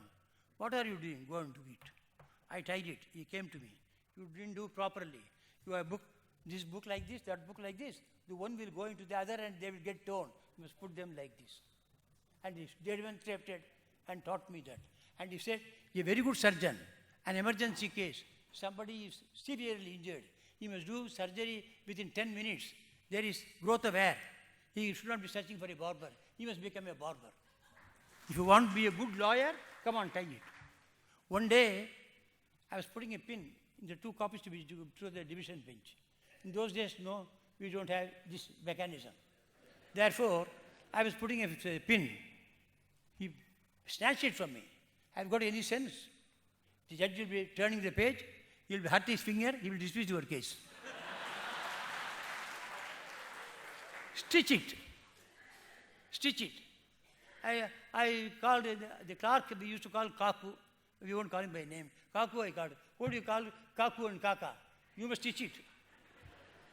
I started stitching.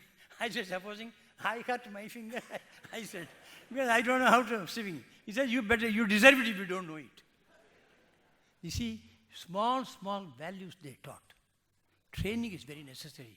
My father's senior was another remarkable person, T.R. Ramachandra. Till 9 o'clock, 9:30, he'll be doing puja. You all come eat with me. You get to the corner and go and argue the case.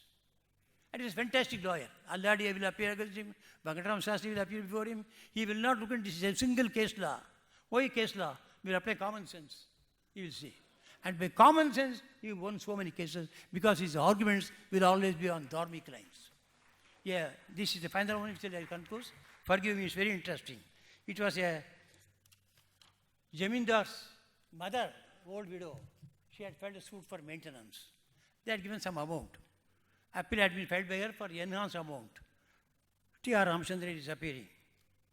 But on the other side, for one of the respondents, Maharaja himself, Varadacharya, for another respondent, his brother or his son, etc., Alladi Krishnami Iyer. It was Oldfield and another judge. T.R. Ramachandra had not read the brief. Going in the car from his house to the court. What's the matter? All right. Maintenance. How much he has lost? All right. What are the items of expenditure? All right. What's his income every year? He got the particulars. He came to court. It was 2 volumes of papers.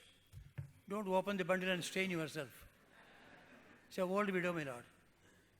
She is the mother of the Jamindar. But for her, this man would never have become a Jamindar because born to her is a Jamindar. I don't ask him to treat her as a mother. Let him not treat her as a widow without any means. What does you do? Your lordship must know what are the expenses of this Jamindar. What are the expenses? What are the expenses? Lord, he has a poultry for which every month he spends 5,000 rupees. He has cows in the house and bulls. He spends every month 15,000 rupees. In those days, very amount. He has a horse stable. He is spending 25,000 rupees per month. Now, let her not be treated as a mother.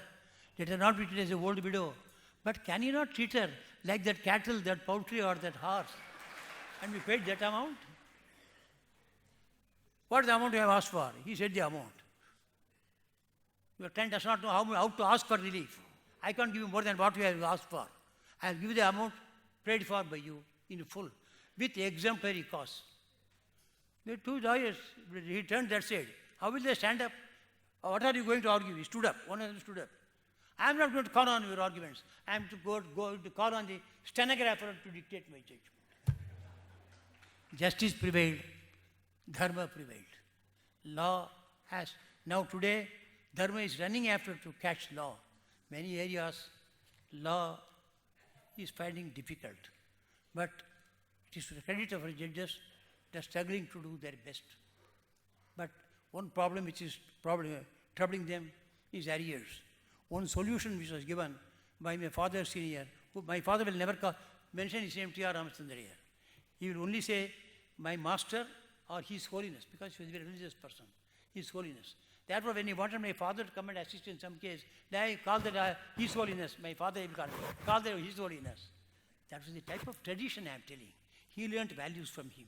He tried to inculcate those values in us. That's very important. And another thing he says is, be fearless and bold. You are not the slave of the client. You must honestly advise them. It's that advice I remembered in the case to which Guru Murthy referred to. I strongly felt they were wrong. They would not take my advice. And within a couple of months, the office of the Attorney General was vacant, falling vacant. I was then the Solicitor General. I was slipperous. 9 people in the meeting. The Law Minister, the Works Minister, the Law Secretary, Works Secretary, the Attorney General, the Lieutenant General Jagmohan. I differed from them. Then I was in 2 minds what to do. I then remembered my father's advice. Don't sell your heritage for a mess of pottage. That helped me. I said, I walk out of this case.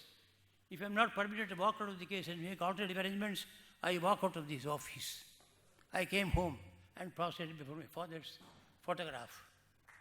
There is rumors in the corridors. Today she will ask him to put in papers because he does not know she is an iron lady.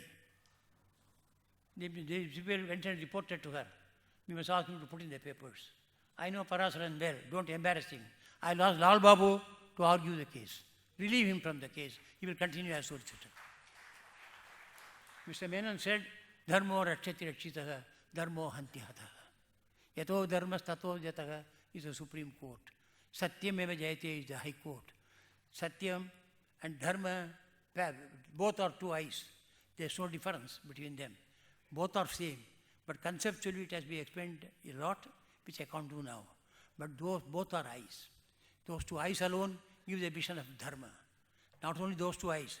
Modiyilar kedu mudanul teriyum, vidiyilar kedu vilakku. You require language.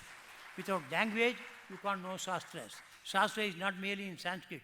It is in Sanskrit, it is in Gujarati, it is in Bengali. We had a Kashmir Saivism, my Lord may know it. Kashmir Saivism, someday when I went to Kashmir for a case, I was presented with the book Saivism, which is Kashmir Saivism. We must learn everything. You may use them or not use them. The profundity of the knowledge will alone help. Only 4 who were role models. Bharadwaja for his knowledge, Baraspati for his wisdom, Vishwamitra for his activism, and Vidura for his nidhi. If that nidhi comes to be established, law will take care of itself. Thank you very much.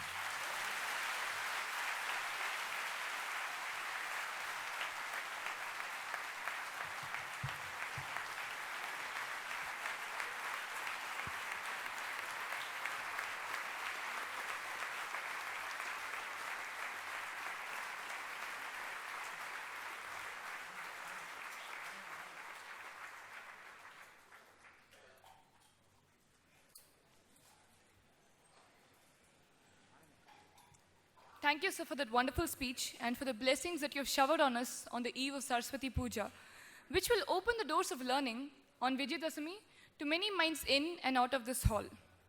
Thank you also for referring to G. Ramaswamy, who has donated a rich collection of books to our library through his brother G. Rajagopalan, which we as students are enjoying and elevating in our academic experience. Now, I request Senior Advocate and former Advocate General for Tamil Nadu and one of the senior most members of the Madras Bar, Shri R. Krishnamurthy, to receive a copy of the book on stage from the Chief Justice.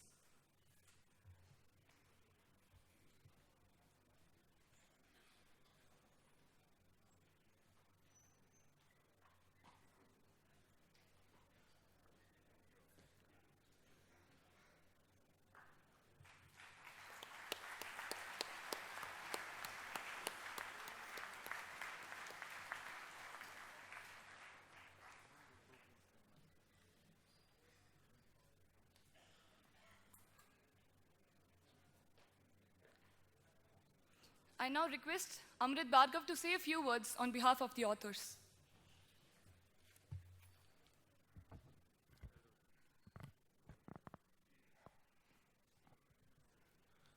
My Lord Chief Justice and other dignitaries, our gratitude on behalf of all the three of us to Shri K. Parasaran for his kind acceptance of this very humble tribute.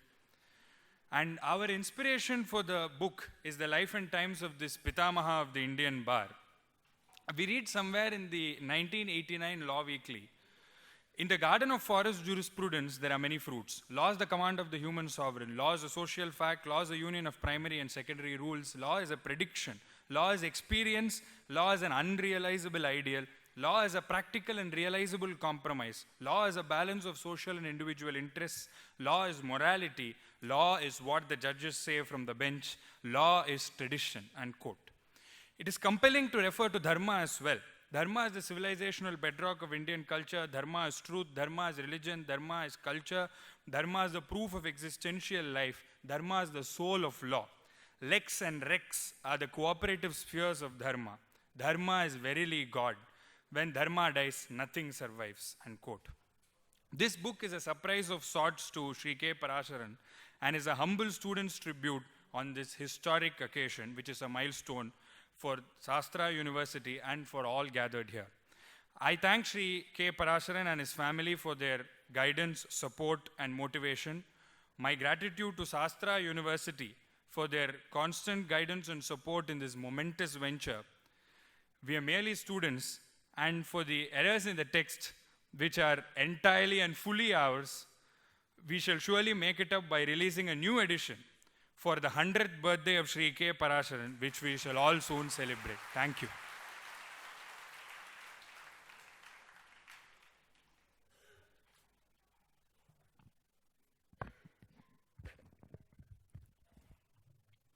Before I call Shri Mohan Parasaran to propose the vote of thanks, I request the audience with the book tokens to kindly wait after the program and patiently collect both a copy of the book and a DVD compilation at the registration desks on the front and the side, and for those at the balcony from the desk at the first floor entrance. I now request Shri Mohan Parasaran to propose the vote of thanks.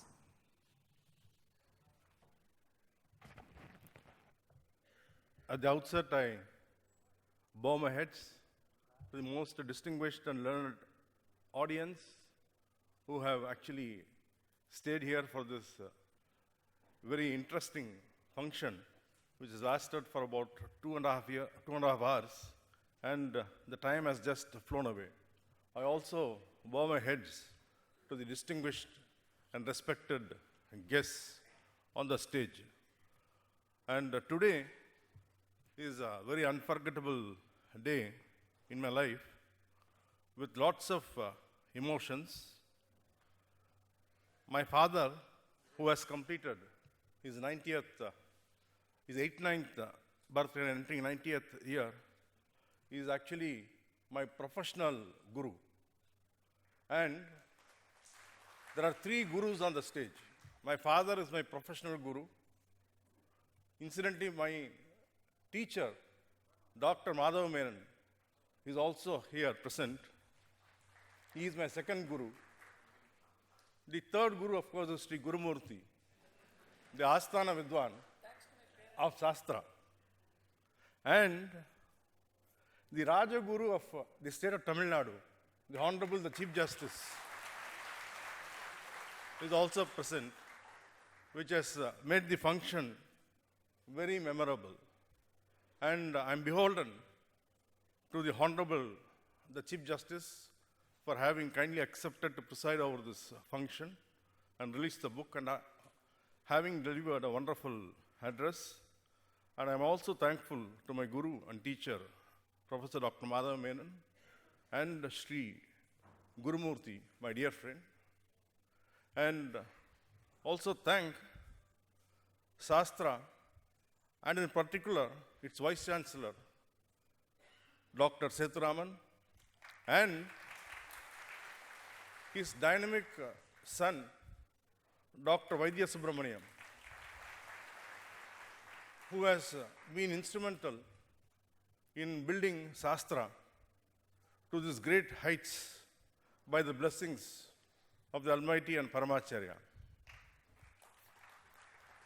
And I should also thank all the sitting judges of the Honorable High Court who have actually come here and spent valuable time today, and also retired judges of the Honorable Supreme Court, Honorable Justices D. Raju and Honorable Justice Shri Ibrahim Khalifullah, and retired judges of the Madras High Court, Honorable senior advocates of the Madras High Court, and very distinguished and eminent citizens of Chennai and also from other places all over India, and also ladies and gentlemen, members of the press, and also my dear family members for having graced this occasion.